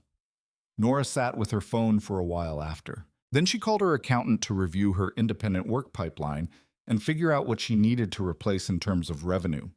The accountant, who had known her for 9 years and had the practical manner of a man who was permanently braced for the kind of situations Nora's work produced, took the news without visible alarm and began working through the numbers. It was solvable. That was the accountant's assessment, offered in the flat, honest tone that she had been paying him to deliver for 9 years. It was solvable, and it would take about 6 months to fully replace the Coastal Meridian volume with other clients, and in the meantime she had sufficient reserves. You knew this might happen when you took the case, the accountant said. I knew what the evidence was when I found it, she said. I didn't know I might be walking into a conflict of interest. But you didn't walk away from the evidence. No. Then you had the right values and the wrong information, he said. That's a correctable problem. She thought about that. Reed's office became a regular location over the following 2 weeks. Not for dramatic reasons, the work of a federal investigation in the post-arrest phase was desk work, methodical, and dense, the building of the complete evidentiary record that would support the prosecution. Nora was embedded in it as a material witness, an occasional collaborator, her expertise in insurance documentation and corporate structures useful to Jess Morales and the rest of the team as they traced the paper chain of Meridian Sound's financial operations. She was not a federal employee, and she was not being paid. She was there because the work needed doing, and she could do it. Reed had not asked her to stay. She had stated that she was staying, and he had nodded and made sure she had a visitor's credential. They developed a working rhythm that was efficient and comfortable without being announced. She noticed things about him the way you notice things about people when you worked alongside them in sustained proximity. That he took his coffee black and drank it slowly. That he went silent for stretches of up to 40 minutes when he was reading something carefully. That he treated every person on his team with the same quality of attention regardless of their position in the hierarchy, which was rarer than it should be in any institution and particularly rare in federal legal culture. That he had a habit of turning his pen end over end in his fingers when he was thinking that he seemed unaware of. She noticed that when she walked into the conference room in the morning, he oriented toward her in a way that was not quite subtle, but was also not performed the particular quality of awareness of where someone is in a room that you cannot entirely manage. She did not say anything about this. She was in the middle of a federal witness situation in a case involving a murdered man, and it was not the moment. She was aware that she was in the middle of that situation, partly because of it. She did not say anything. She worked. On a Thursday, in the 3rd week, Reed came back from a meeting with the U.S. Attorney's Office with the particular set of his face that had become readable to her, now not the complex operational expression, but the one that meant something had been decided. Sutter's attorney made a proffer offer this morning, he said. The U.S. Attorney rejected it. We're going to trial. Full trial. Full trial, all charges. He sat down. It's the right outcome. Sutter decided he could negotiate from a position of strength because he believes Hughes's cooperation won't be solid enough without corroboration. He paused. He's wrong about that. The photographic evidence from Edmund's camera is corroboration that doesn't depend on Hughes. But Sutter's attorney doesn't have full discovery yet. When will they? 6 weeks from the formal arraignment, which is next Tuesday. He looked at the folder. This is the right outcome. I want you to know that. Edmund Greer was murdered, and the person who decided to murder him is going to stand trial for it, and the evidence is going to be presented in full, including the photographs Edmund took, including every photograph Edmund took, including the photograph of Sutter's face. He paused. Including testimony from Clara Greer about her father's last phone calls. Nora thought about Clara on James Island going to school every day and managing the long practical weight of losing her father and waiting. She'll be ready, Nora said. I know. He looked at her. What about you? What about me? Your testimony. You'll be called not in the main case necessarily, but in the insurance fraud component. The way the Meridian Sound connection to the hull coverage policy was structured. He said it carefully. It may require you to testify about your engagement with Coastal Meridian and what you found. I know. She had known this for 2 weeks. I'll be ready. He looked at her steadily. It's significant professionally, testifying against a long-term client relationship. Patricia Holt is cooperating with the investigation. The testimony I'd give isn't against her. It's about what the policy structure reveals about Meridian Sound's operations. She paused. And the only reason I'm in any of this is because I followed the evidence. If the evidence goes somewhere I have to testify about, I testify. He was quiet for a moment. The pen turned in his fingers. Nora, he said. She looked at him. He had used her first name before a handful of times, but it had always been functional, the shorthand of people working together intensively. This time it had a different quality. I know this isn't the right time to... He stopped, which was the first time she had seen him not find the words immediately. Read, she said. I'm going to say it anyway. He put the pen down. When this case is resolved, the trial. The testimony when you're no longer in a witness status, I would like to take you to dinner. At a restaurant that is not a bar on Shem Creek or a place within walking distance of a federal building. She looked at him. A real dinner, he said. The kind that doesn't have a case agenda. He met her eyes directly. I'm telling you now so that when the case is over, you'll know the question has been asked and you can give me an actual answer. She held his gaze. The conference room was very quiet. The Charleston afternoon was doing its thing outside the window. How long until the case is resolved? She said. Realistically, arraignment next Tuesday. Trial in 6 to 8 months. Testimony phase, so 9 months approximately. Approximately. She looked at the folder, then back at him. Ask me again in 9 months. I will, he said. He picked up the pen. They went back to work. She drove to James Island that evening to tell Clara about the trial. Clara was at the kitchen table when Nora arrived, grading papers with the focused attention of a person who had learned to be entirely present in each task because it was the only way to get through the days. She looked up when Nora came in and read something in her face. Tell me, she said. Nora sat down. She told Clara about the U.S. Attorney's decision about the rejection of Sutter's proffer about the trial. She told her what it meant that everything Edmund had documented, every photograph, every date and coordinate, every piece of evidence in the marine document case would be presented in a federal courtroom and used to hold the man who had killed him accountable. Clara listened to all of it with her hands flat on the table. When Nora finished, Clara was quiet for a long moment. He knew it would come to this, she said. He wouldn't have sealed that case and left it with me if he thought anything less than all of it was going to be used. I know. He didn't want a settlement. He didn't want a quiet resolution. She looked at the table. He wanted it public. He wanted what they did to the ship, to the people on it, to the community. He wanted all of it in the public record. It's going to be in the public record, Nora said. Every photograph, every date, every coordinate, what they took from that wreck and where it went. She paused. And the trial will establish on the public record that Edmund Greer was murdered, not an accident, not a marine casualty. Murdered by a specific person for a specific reason. Clara's jaw was tight in a way that was not grief, but something more controlled than grief. Good, she said. It's going to take time, Nora said. 6 to 8 months, probably. And it's going to be hard. They'll challenge everything, and their lawyers are going to do their job. I know. Clara looked up. Are you going to be there?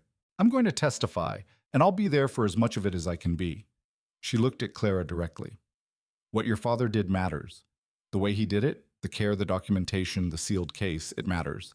The trial is going to make that visible. Clara was quiet for another moment. Then she said, My father used to say that if you found something wrong, you had a responsibility to make it known. He said that was the deal you made with everyone else when you decided to be a person in the world. She unfolded her hands. He said the hardest part wasn't finding it. The hardest part was figuring out who to trust with it. Nora thought about the marine document case on the kitchen table and the sealed USB drives and the handwritten list of 4 names. She thought about Edmund Greer deciding who to trust and leaving the evidence with the one person he was entirely certain of. He made the right call, Nora said. Clara looked at her. On what? All of it. Nora paused. Trusting you with the case. Going back out there to get the rest. Sealing the camera. She looked at Clara steadily. Every decision he made in those last 3 months was correct. The outcome wasn't what he planned for, but the decisions were right. Clara was quiet for a long time. The kitchen was still the James Island evening outside the faint sound of a neighborhood going about its Thursday. "Thank you for telling me that," Clara said. Nora drove back to Charleston in the dark. She took the connector over the marshes, the headlights of other cars sparse this time of evening. The low country flat and dark around the road. The tidal creeks invisible, but present the smell of salt and mud and the particular alive quality of coastal wetland that was its own kind of argument for paying attention. She had been in Charleston for 23 days. She had come to find grounds for denial, and she had found something else instead, and the something else had cost her a client relationship and a 6-year professional context, and had given her back something she had spent 11 years quietly losing without noticing. She was not sure she had a word for what it was.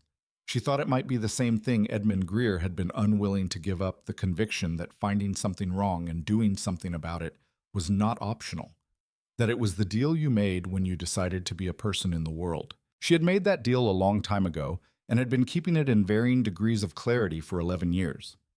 Charleston had made the terms specific again. She thought about Reed Ashworth, who had been keeping that deal for long enough that he built it into the architecture of how he worked the descendant communities. The careful sequence, the plain-spoken honesty about what he could and couldn't share, and why. The 2 coffees at every meeting, which was such a small thing, but which had the quality of something practiced until it became character. 9 months was not a long time when you were doing the right work. She went back to the hotel. She sat at the desk and wrote her own report.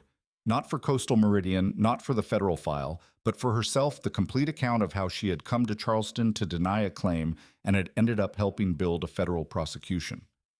She wrote it the way she wrote everything precisely without editorializing the events in their correct sequence. At the end, she wrote one sentence that was not in the official language of claims documentation. Edmund Greer was a careful man who found something that mattered and trusted the right people with it. The evidence survived because he planned for the possibility that he would not. That is the whole of the argument. She closed the notebook. Outside the harbor moved. Somewhere 9 miles off the Isle of Palms, the Lady Marin was on the bottom, and below her in the dark, the wreck from 1842 was having its archaeology done properly. At last, the federal survey team mapping what was there and what had been taken, building the complete and honest record of it. The dead had something left to say. She had made sure it was being heard. That was the job. It had always been the job. She had just needed reminding. She stayed in Charleston for another week after the arraignment. The arraignment was on a Tuesday as scheduled. Sutter and Hughes and 3 co-defendants arraigned in federal court. The charges read into the public record for the first time the full scope of what Meridian Sound had been doing given the specificity of official language. Nora sat in the gallery with Jess Morales on one side and an FBI agent she had come to know slightly on the other, and she watched Dale Sutter stand in a federal courtroom and be told precisely what he was accused of doing, and she thought about Edmund Greer.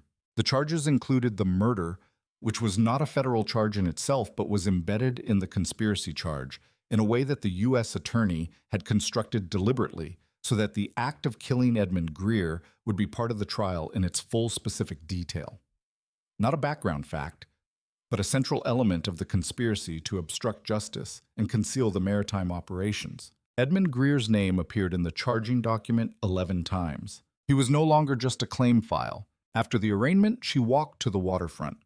It was a warmer day than most of the past 3 weeks, April arriving in Charleston with the particular enthusiasm of a coastal spring, the azaleas fully committed, now the air carrying the smell of the water and the blooming things in the gardens behind the old houses. She stood at the railing above the harbor and looked south-southeast as she had on the morning Reed had brought her to the Isle of Palms dock. 9 miles, the same distance, the same water. Clara Greer was at the arraignment. She had sat 3 rows behind Nora in the gallery with her mother, who had driven up from Beaufort the night before. Clara had watched the charges being read with the stillness of someone who had been waiting for this specific moment for 3 months, and was now entirely present in it. After in the corridor, she had come to Nora and said, "It's real now." "Yes," Nora had said. "It's real. I thought I'd cry." Clara had looked at her hands. "I didn't." "No." He would have been pleased, Clara said. Not satisfied, he would have said we weren't done until the verdict, but pleased that we got here. "We're going to get all the way there," Nora said. Reed had not been in the courtroom for the arraignment lead. Federal prosecutors traditionally did not attend arraignments of cases. They were building a procedural convention that maintained the legal separation of the investigation and trial phases. She had texted him after done. Charges read.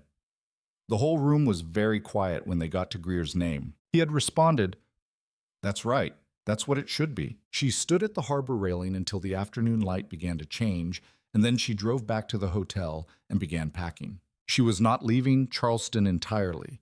The trial would require her presence, and the pretrial witness preparation would require several visits over the next 6 months. But her immediate work was done. The claims investigation that had brought her here was resolved.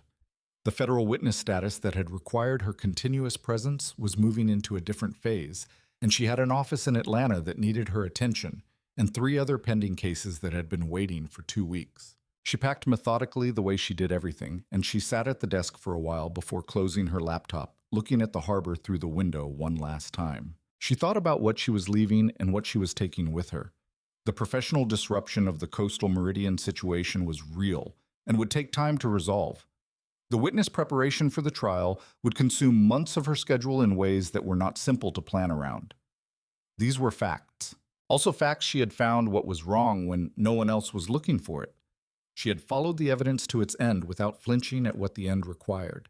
She had given Clara Greer the honest accounting of her father's last weeks and the honest assessment of what he had done right, and she had watched Clara absorb that and become slightly more capable of bearing the loss. She had done the work correctly. That was not nothing. In her 11 years, she had learned that it was in fact everything. She closed her laptop and finished packing and checked out of the hotel. In the parking lot, she put her bag in the car and stood for a moment in the Charleston April, the live oaks on East Bay moving in a sea wind, the harbor visible between the buildings.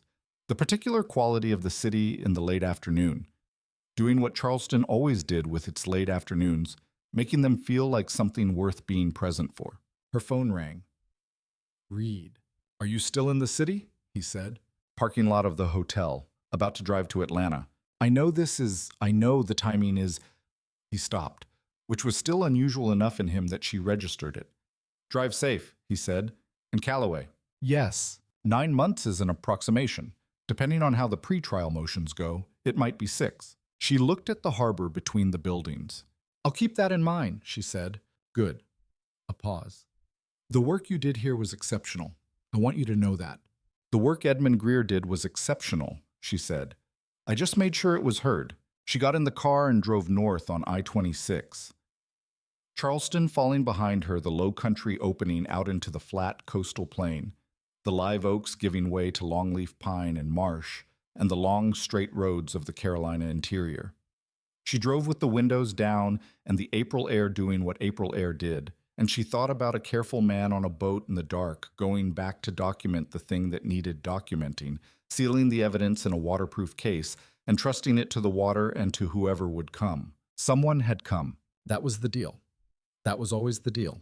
She drove home. The 6 months before the trial had the specific texture that Nora had learned over her career to associate with the long middle of a complex case, dense, unglamorous, and absolutely essential. She drove back to Atlanta and spent 2 weeks rebuilding her client pipeline, contacting people she had worked with in previous years, and doing the practical logistical work of reestablishing the independent income stream that Coastal Meridian had represented.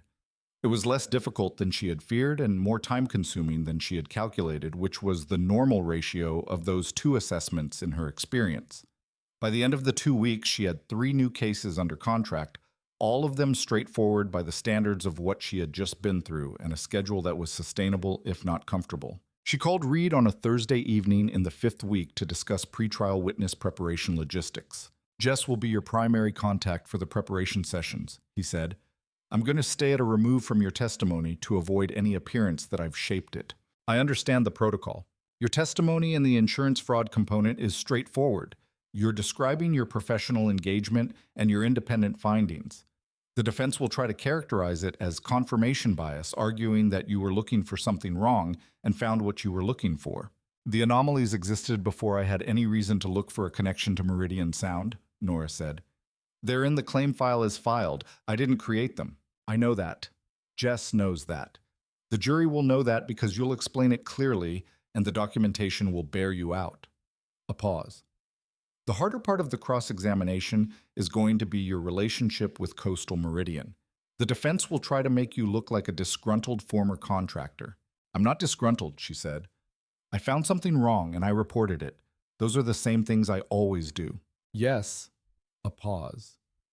Say exactly that in those words if they give you the opening. She heard something in his voice. Not the operational precision of a federal attorney managing a witness, but the thing that had been present in the conference room when he had told her to ask him again in 9 months. She had been noting it carefully and not doing anything with it because the case was active and there was no appropriate response to it yet. But she noted it. Jess will schedule the first prep session for next month, he said. I'll be ready. I know. A pause. How are you doing outside the case? She looked out the window of her Atlanta apartment. A city view, not a waterfront.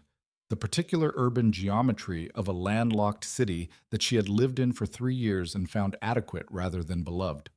Working, rebuilding the client list. She paused. How are you doing? Working. He said it with a slight something in it that was as close to wry as he got. The pretrial motions are starting. Sutter's defense has filed 4 preliminary challenges. 3 of them are standard obstruction tactics, and one of them is actually interesting. Which one? They're challenging the admissibility of Edmund Greer's camera photographs on the grounds that the chain of custody from the seabed to the federal evidence room was insufficiently documented. He paused. The argument is technically valid. The dive team's recovery documentation has a gap. We're addressing it, but it required additional filings. The photographs are the clearest evidence of Sutter at the scene. Yes, which is why they're challenging it. His voice was steady, the long-term certain, even when the immediate was complicated. We'll resolve it, but it adds 2 to 3 weeks to the pre-trial phase. 6 months becomes 8, possibly. A pause. I'm sorry about the timeline. Don't be. She meant it. Do it right. That's what matters. She heard him absorb that. Then, yes.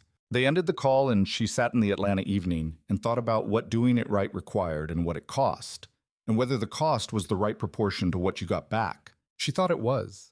The pretrial preparation sessions were in Atlanta at Jess Morales' request. She had 3 other witnesses in the city and had arranged a week of sessions to consolidate the travel.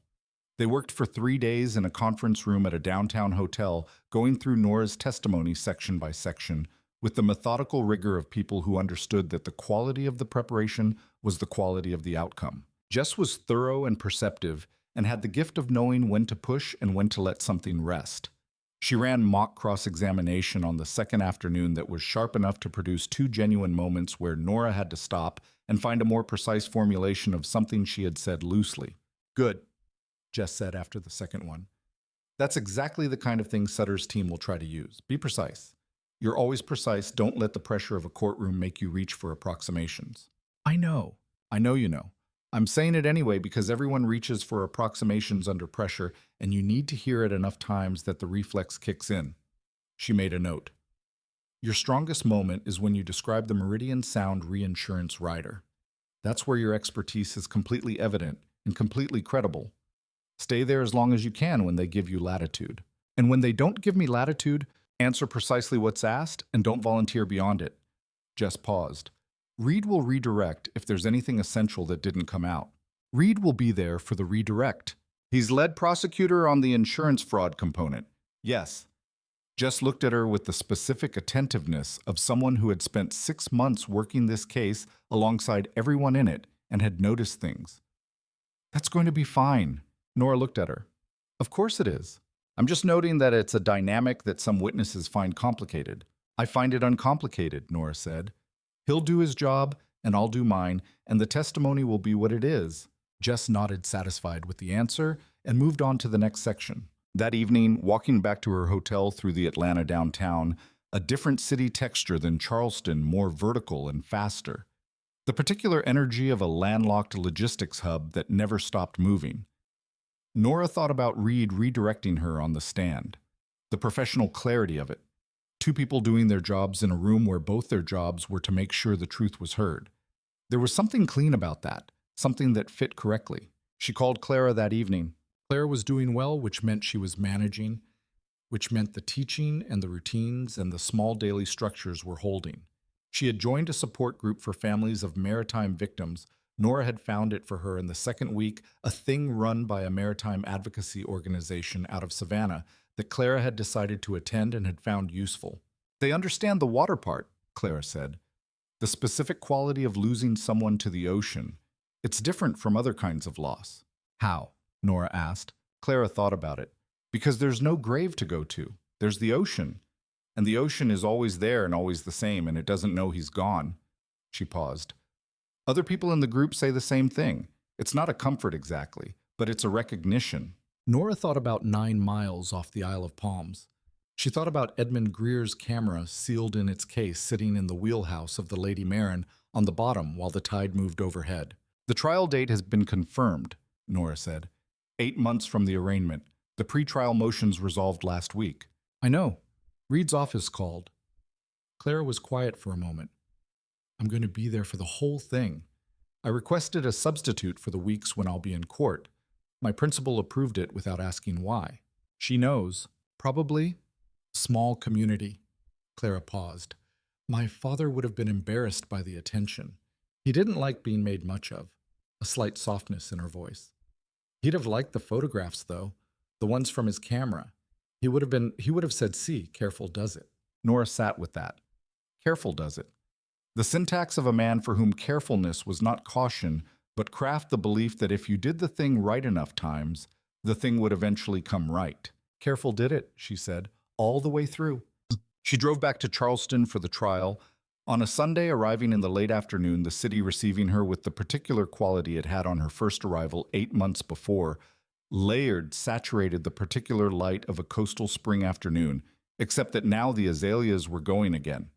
The second spring overlapping with her memory of the first, and the harbor was the same harbor, and she was a different version of the person who had first stood at that railing. She checked into the same hotel on East Bay Street. Different room, same view. She stood at the window and looked at the harbor for a while. Then she texted Reed in Charleston. He responded, I know, Jess said you were driving today. A pause.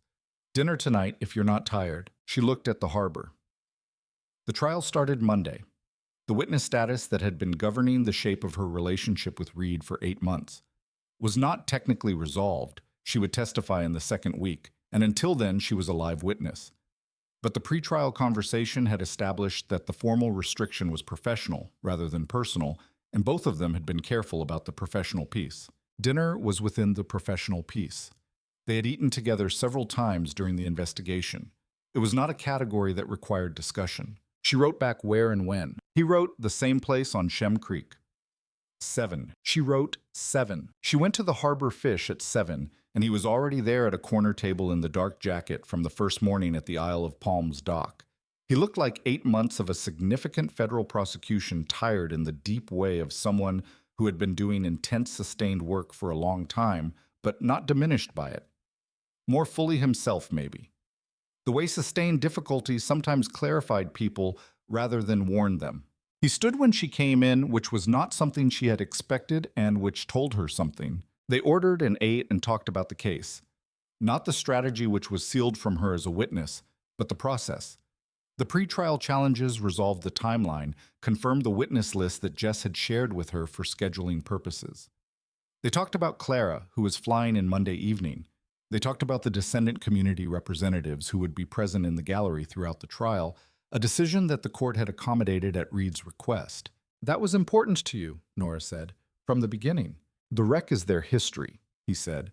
The trial is their accountability. They should be in the room. He paused. It took some negotiation with the court administration. Worth it. She looked at him. 8 months had done nothing to the quality she had noticed in the first week, the particular directness, the way he said the true thing without announcement, the 2 coffees at the beginning of every working meeting. She had been noting these things for 8 months, and had built a considerable accumulation of them like a file that kept filling.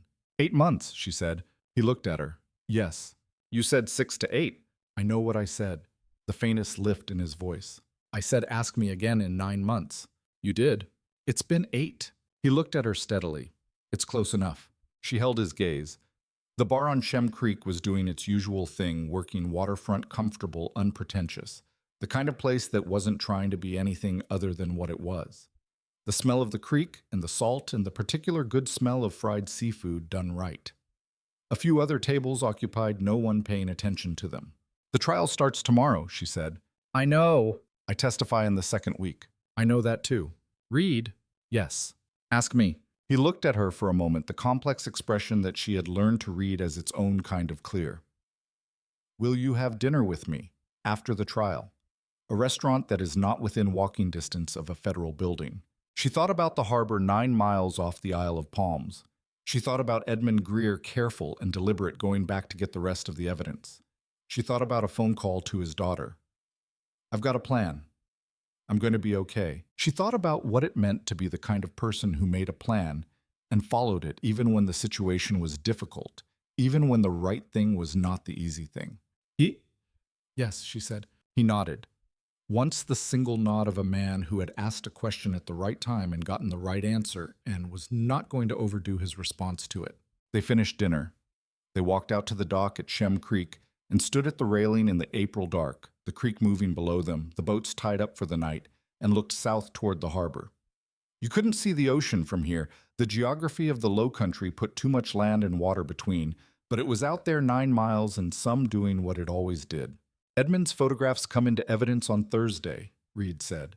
I know. Including the face shot, the 3 face shots. The 3 face shots. He was quiet.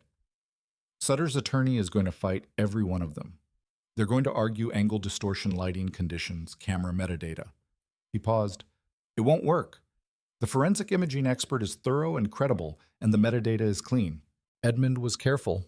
Edmund was careful. He said it with the same quality she had heard in his voice when he said it the first time 8 months ago in the conference room. The respect for a man who had done the right thing under the worst possible circumstances documented it correctly and trusted the evidence to survive him. It's going to hold, Nora said. Yes, Reed said. It's going to hold. They stood at the railing until the creek began to show the first small movement of the tide turning, and then they walked back to the parking lot and said goodnight, with the particular restraint of 2 people who had agreed on something and did not need to perform it. Nora drove back to East Bay Street through the Charleston night. She parked and went up to her room and stood at the window with the harbor outside the city quiet. And the way it went quiet after 11, not empty but turned down to its own internal frequency. The working harbor sounds and the water and the particular live oak sounds of wind in permanent trees. Tomorrow, the trial. 8 months of work arriving at the room where it would either hold or not. It would hold.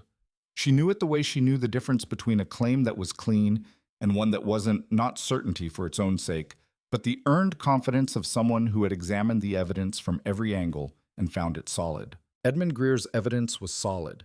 It was going to be enough. She went to bed at 11 and slept well, which was something she had not expected, and which the harbor outside her window seemed to have something to do with. In the morning, the trial. The trial lasted 3 weeks and 2 days. Nora sat in the gallery for the first week watching the prosecution build its case with the methodical precision that Reed had been constructing for 8 months. He was a different person in the courtroom than he was in the conference room. Not more polished or performed, but more fully organized the way a careful person became when the structure of their environment matched the structure of their mind. The courtroom was his element, she thought. The rules were explicit, and the argument was transparent, and the evidence was either admissible or it wasn't. And in that clarity, he moved with the particular ease of someone doing exactly the thing they were built to do. The prosecution's opening statement was 22 minutes long. It did not overreach. It described what the evidence would show, specifically, precisely, without embellishment, and it mentioned Edmund Greer's name in the first sentence and the last. Sutter's defense was technically skilled and ethically maximum, which was, she understood what defense attorneys were supposed to be. They challenged the camera photographs aggressively, as Reed had predicted. They challenged the chain of custody on the document case. They challenged the credibility of Hughes's cooperation testimony, which was fair to challenge because cooperation testimony was inherently imperfect. They did not challenge the existence of the Wando River dock operation because the physical evidence of it was too extensive to dispute. They did not challenge the wreck site's existence or the fact that Meridian Sound had been taking materials from it because Hughes had confirmed both and the documentary record supported him. They challenged whether Sutter had known what he was taking and whether the decision about Edmund Greer had been his. They challenged everything they could challenge and conceded nothing they didn't have to concede. It was very good defense lawyering. It was not going to be enough. Nora knew that from the gallery, which meant the jury probably knew it too. Clara Greer testified in the first week, the last day of the first week, after the factual foundations had been established. She was precise and composed and answered exactly what was asked and did not volunteer beyond it, which meant Jess Morales had done her preparation work as well as she had done Nora's. When the defense attorney cross-examined her and asked whether she had any direct knowledge of the events on the night of her father's death, she said no.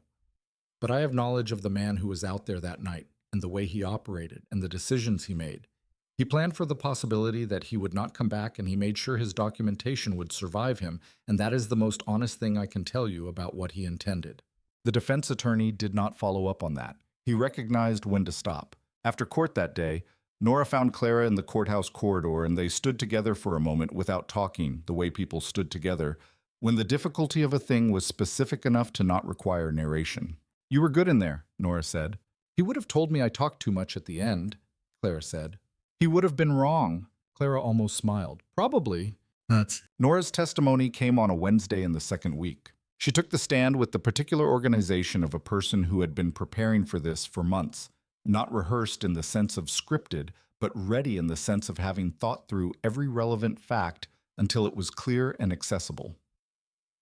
She answered the prosecutor's questions, Jess Morales, not Reed, who was present at the prosecution table, but not conducting the direct examination with the precision she always used in professional contexts. She described the claim file, the 3 anomalies, her arrival in Charleston, the sequence of her investigation. When Jess asked her why she had not simply found grounds for denial and closed the claim, Nora said, "Because the anomalies were real and they pointed somewhere. I follow the evidence. That's the job." The defense cross-examination was an hour. The attorney was skilled and systematic and tried several approaches, some of which she had anticipated in preparation and one of which she had not. The one she had not anticipated was a line of questioning about her financial situation following the Coastal Meridian termination, an attempt to suggest that she was cooperating with the federal prosecution because she had been economically damaged and had a motive to build a case against the people responsible. She was briefly genuinely wrong-footed. Then she found the formulation, "My financial situation was affected because I was a material witness in a federal case." The anomalies in the claim file existed before any of that. I found them because they were there, not because I was looking for anything specific. She paused. "The chronology is in the record." "No further questions," the defense attorney said. Redirect from Reed took 4 minutes. He asked one question. "Ms. Calloway, in your 11 years as a marine insurance investigator, how many claims have you denied on grounds of fraud or misrepresentation?" 47. "And how many have you approved or recommended for approval?" 114. "In this case, what did you recommend?" "I didn't recommend denial or approval. I found evidence of a crime and I reported it to the appropriate authorities." She held his gaze. "That's what you do when you find evidence of a crime." "Thank you," Reed said. "Nothing further." She stepped down. She walked back to the gallery. She did not look at Reed because that was not the moment to look at Reed, and she knew it, and so did he. But she thought she felt, with the particular spatial awareness that she'd developed in 11 years of walking into rooms and reading them, that he was watching her cross the floor. The jury deliberated for 4 days. On a Thursday afternoon, they returned. Dale Sutter guilty on all counts, including the conspiracy charge that contained the murder. Carter Hughes guilty on 11 of 14 counts in accordance with his cooperation agreement.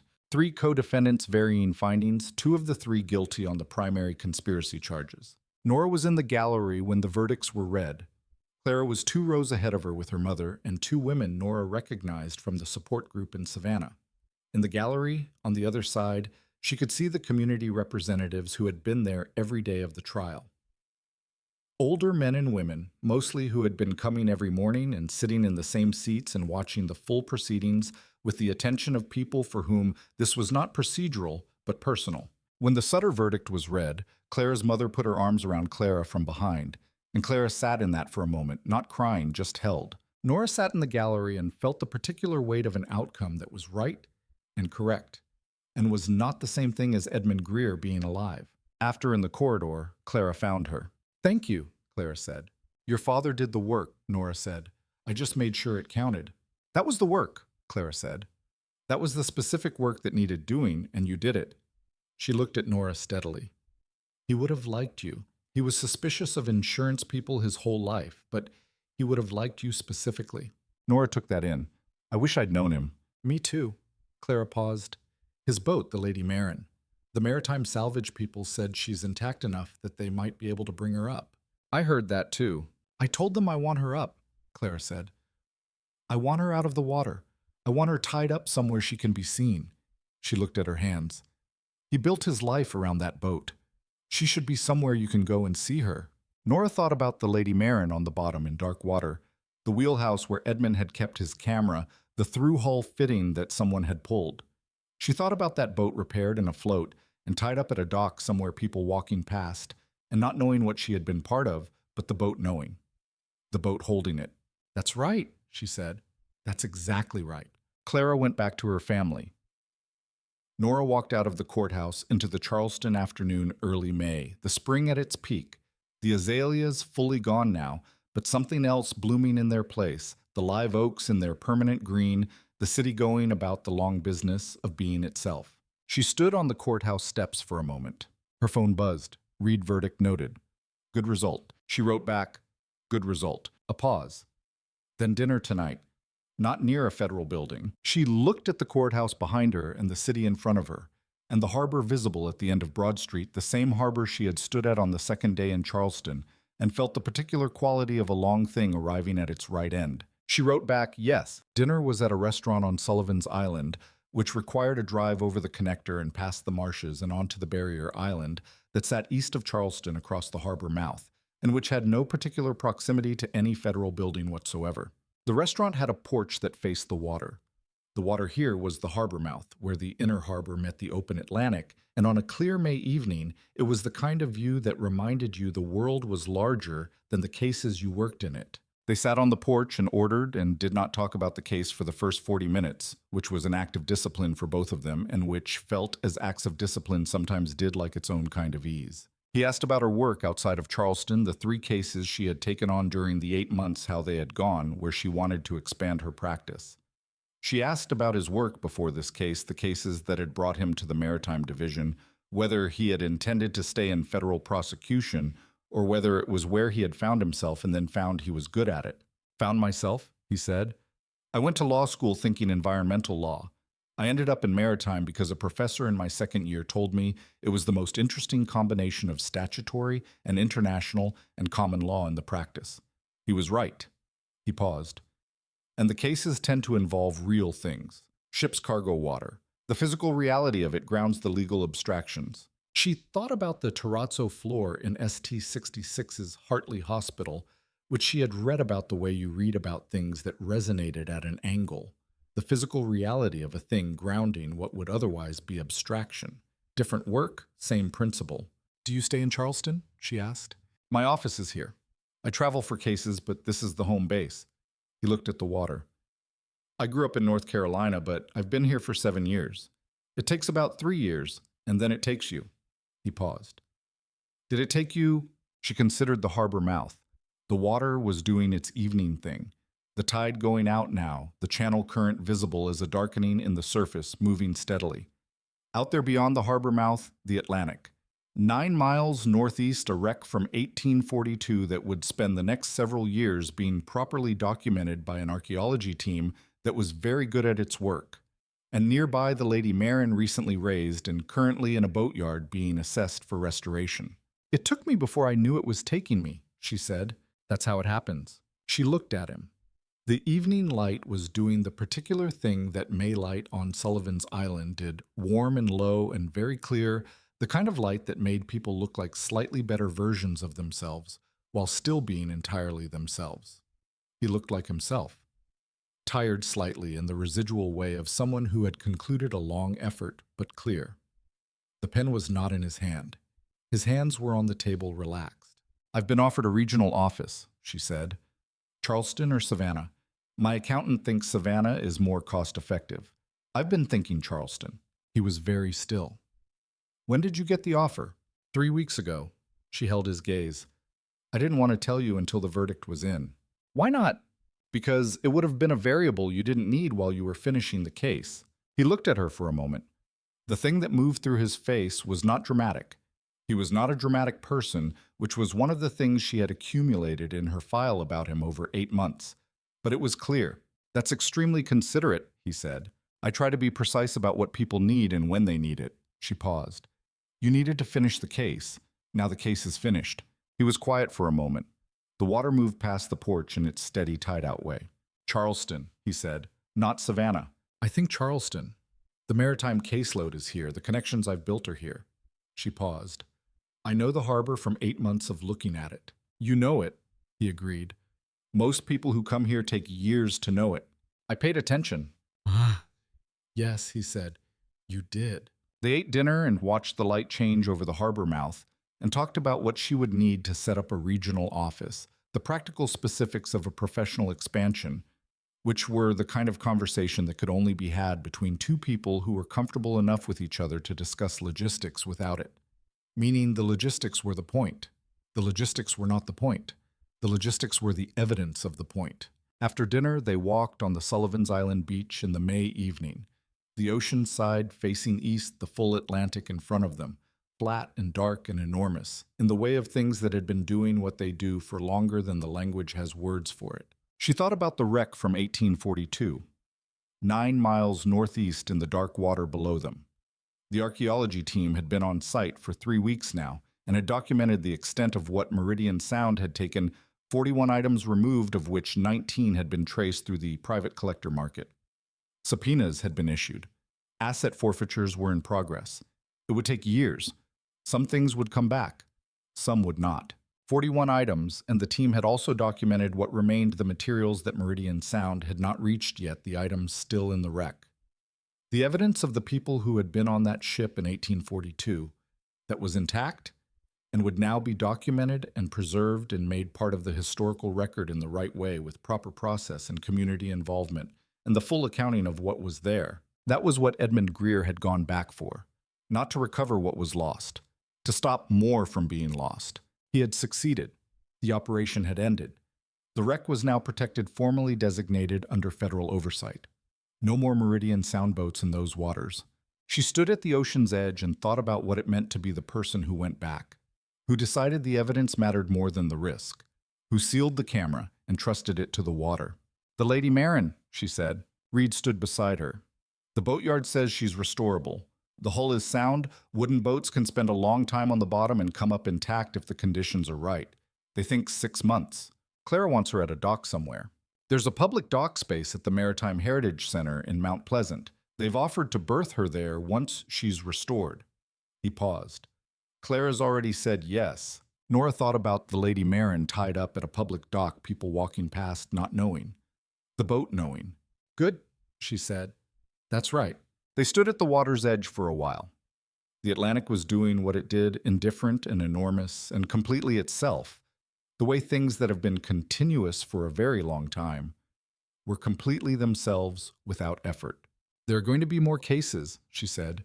Yes, not cases like this one, but complex ones, cases where the right thing and the easy thing are in different directions. That's the nature of the work. He looked at the water. Both are works. Yes. She looked at him. I want to be clear about something. He looked at her. In the ocean evening light, his face had the quality she had noted the first time in Callista's restaurant, the particular organized stillness of someone who was fully present in a room. He was fully present on this beach, in this evening, in this specific thing that was happening between them. I'm not staying in Charleston because of this, Jay, she said, gesturing between them. I'm staying because the work is here, and the maritime caseload is here, and the city is one I can work well in, and the connections are real and independent. I know that, he said. I want you to know it so that we're clear. We're clear. A pause. I'm also clear that I have been aware of you as a person I wanted to know better since approximately the second day in the conference room, and that the case precluded acting on that clearly, and that the case is now over. He said it in the direct way he said things that mattered. Those two things, your professional decision and the personal one, are separate. I know they are, and I'm glad both of them have landed where they've landed. She held his gaze. The ocean moved behind him. The May evening was perfect in the way of evenings that had no obligation to be remembered and would be remembered anyway. Okay, she said. Okay, he said. He held out his hand.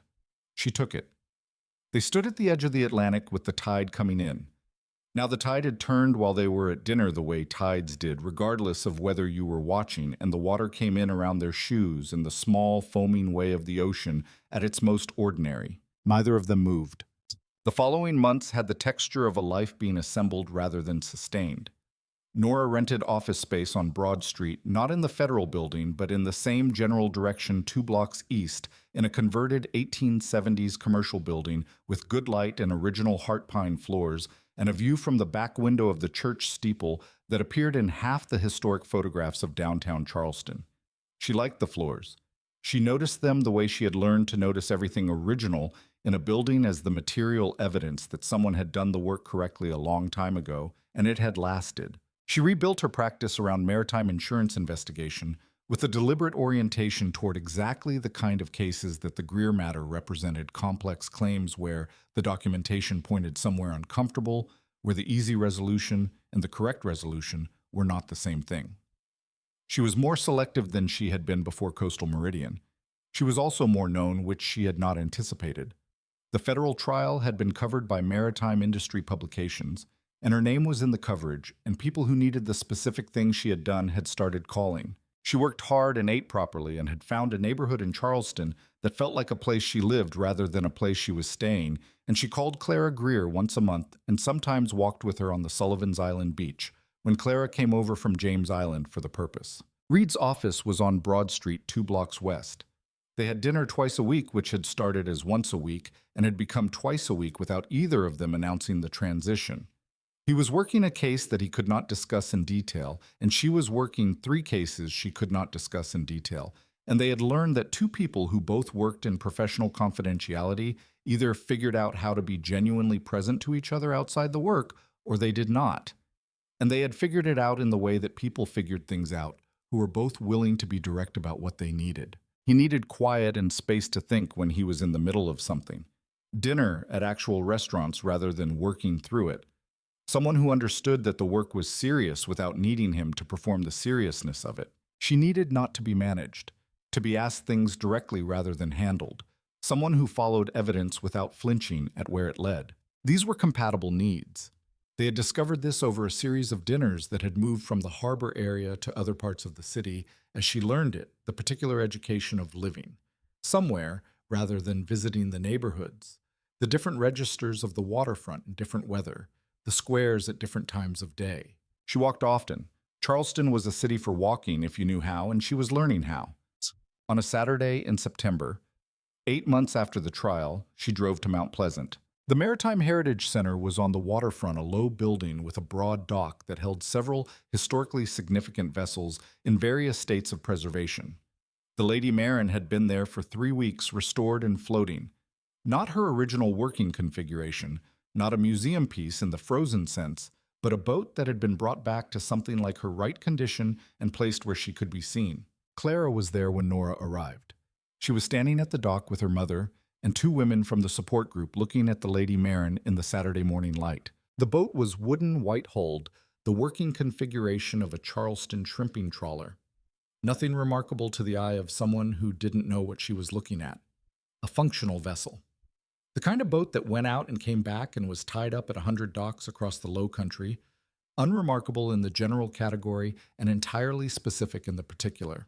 The Lady Marin. Nora stood at the dock and looked at her for a while. She thought about the sealed waterproof case in the wheelhouse, the 37 photographs, the 3 frames of Dale Sutter's face. She thought about Edmund Greer at the helm, steering for precise coordinates in 12-knot winds on a clear night, carrying 3 months of documentation and a plan he believed in. Clara came to stand beside her. "She's good," Clara said. "She looks right."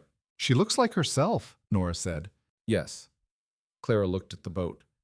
"My father bought her when he was 26. He said she was the right boat for him the first time he saw her. He said you knew that about some things." She paused. "I think he knew that about some things. Not everything he could be wrong. He was wrong about the people he trusted, but about some things he had a specific kind of certainty." He wasn't wrong about the evidence, Nora said. He found the right thing and documented it the right way and trusted it to the right people. Yes. Clara looked at the water behind the boat. He wasn't wrong about that. A pause. Are you staying in Charleston? Yes, good.